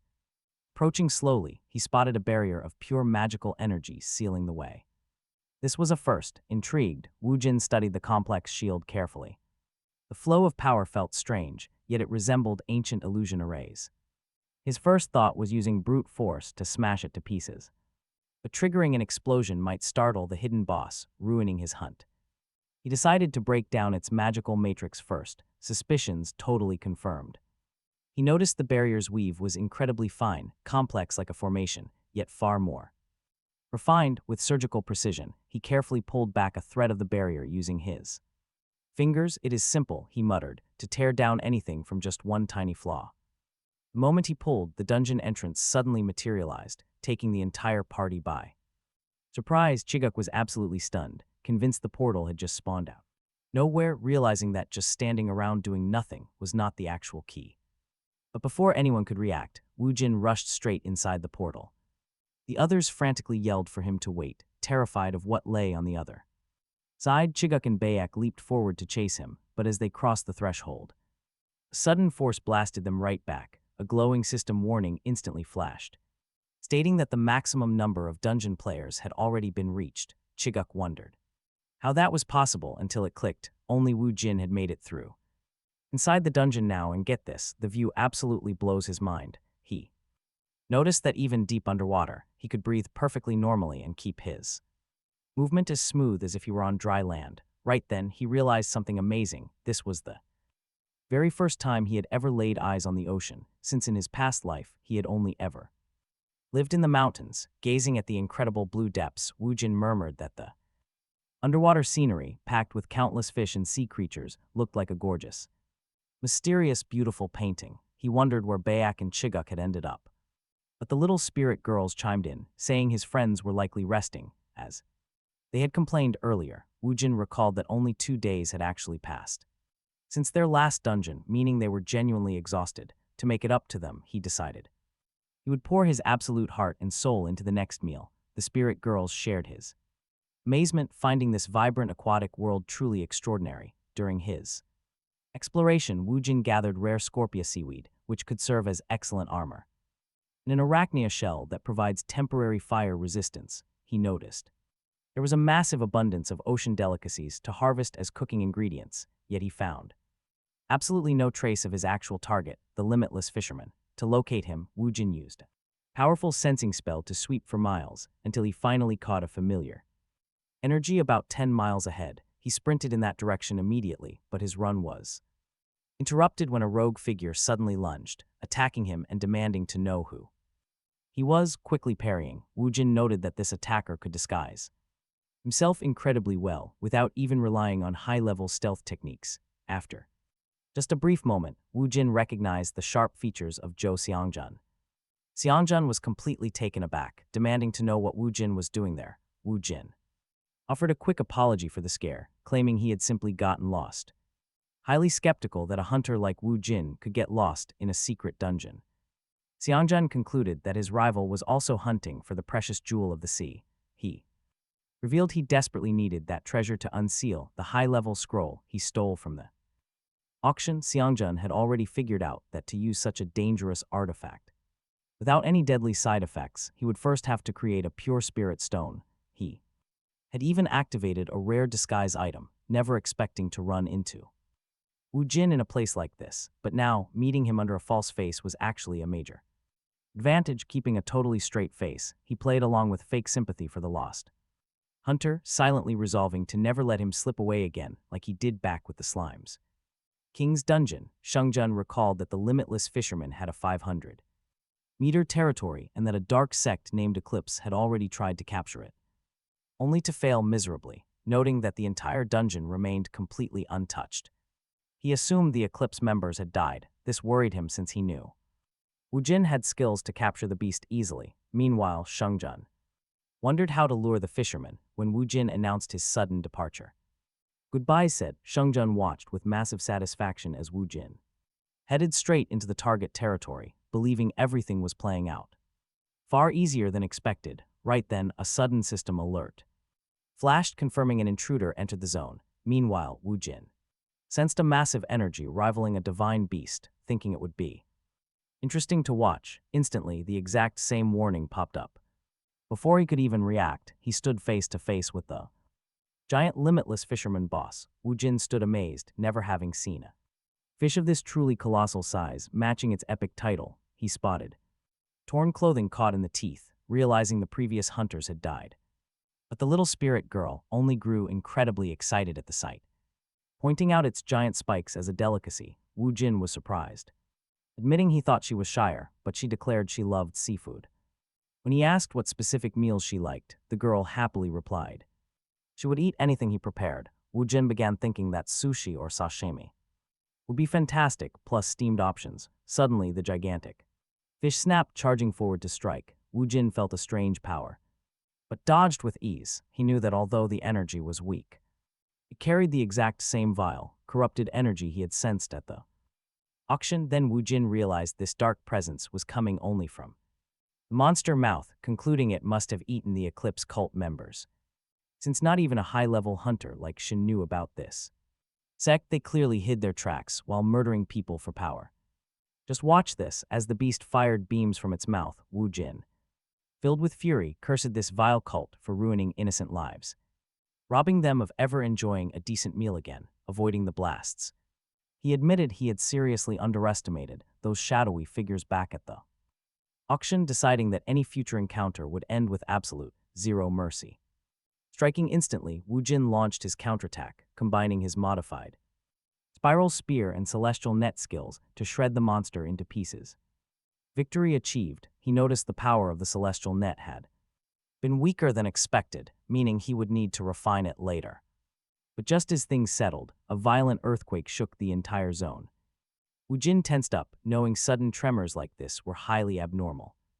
With the boss dead, he immediately began preparing a massive defensive spell, sending bright waves of magical energy pulsing outward. Meanwhile, the cute spirit girl watched in absolute confusion. Wu Jin realized that the monster energy was fading, yet the ground wouldn't stop shaking.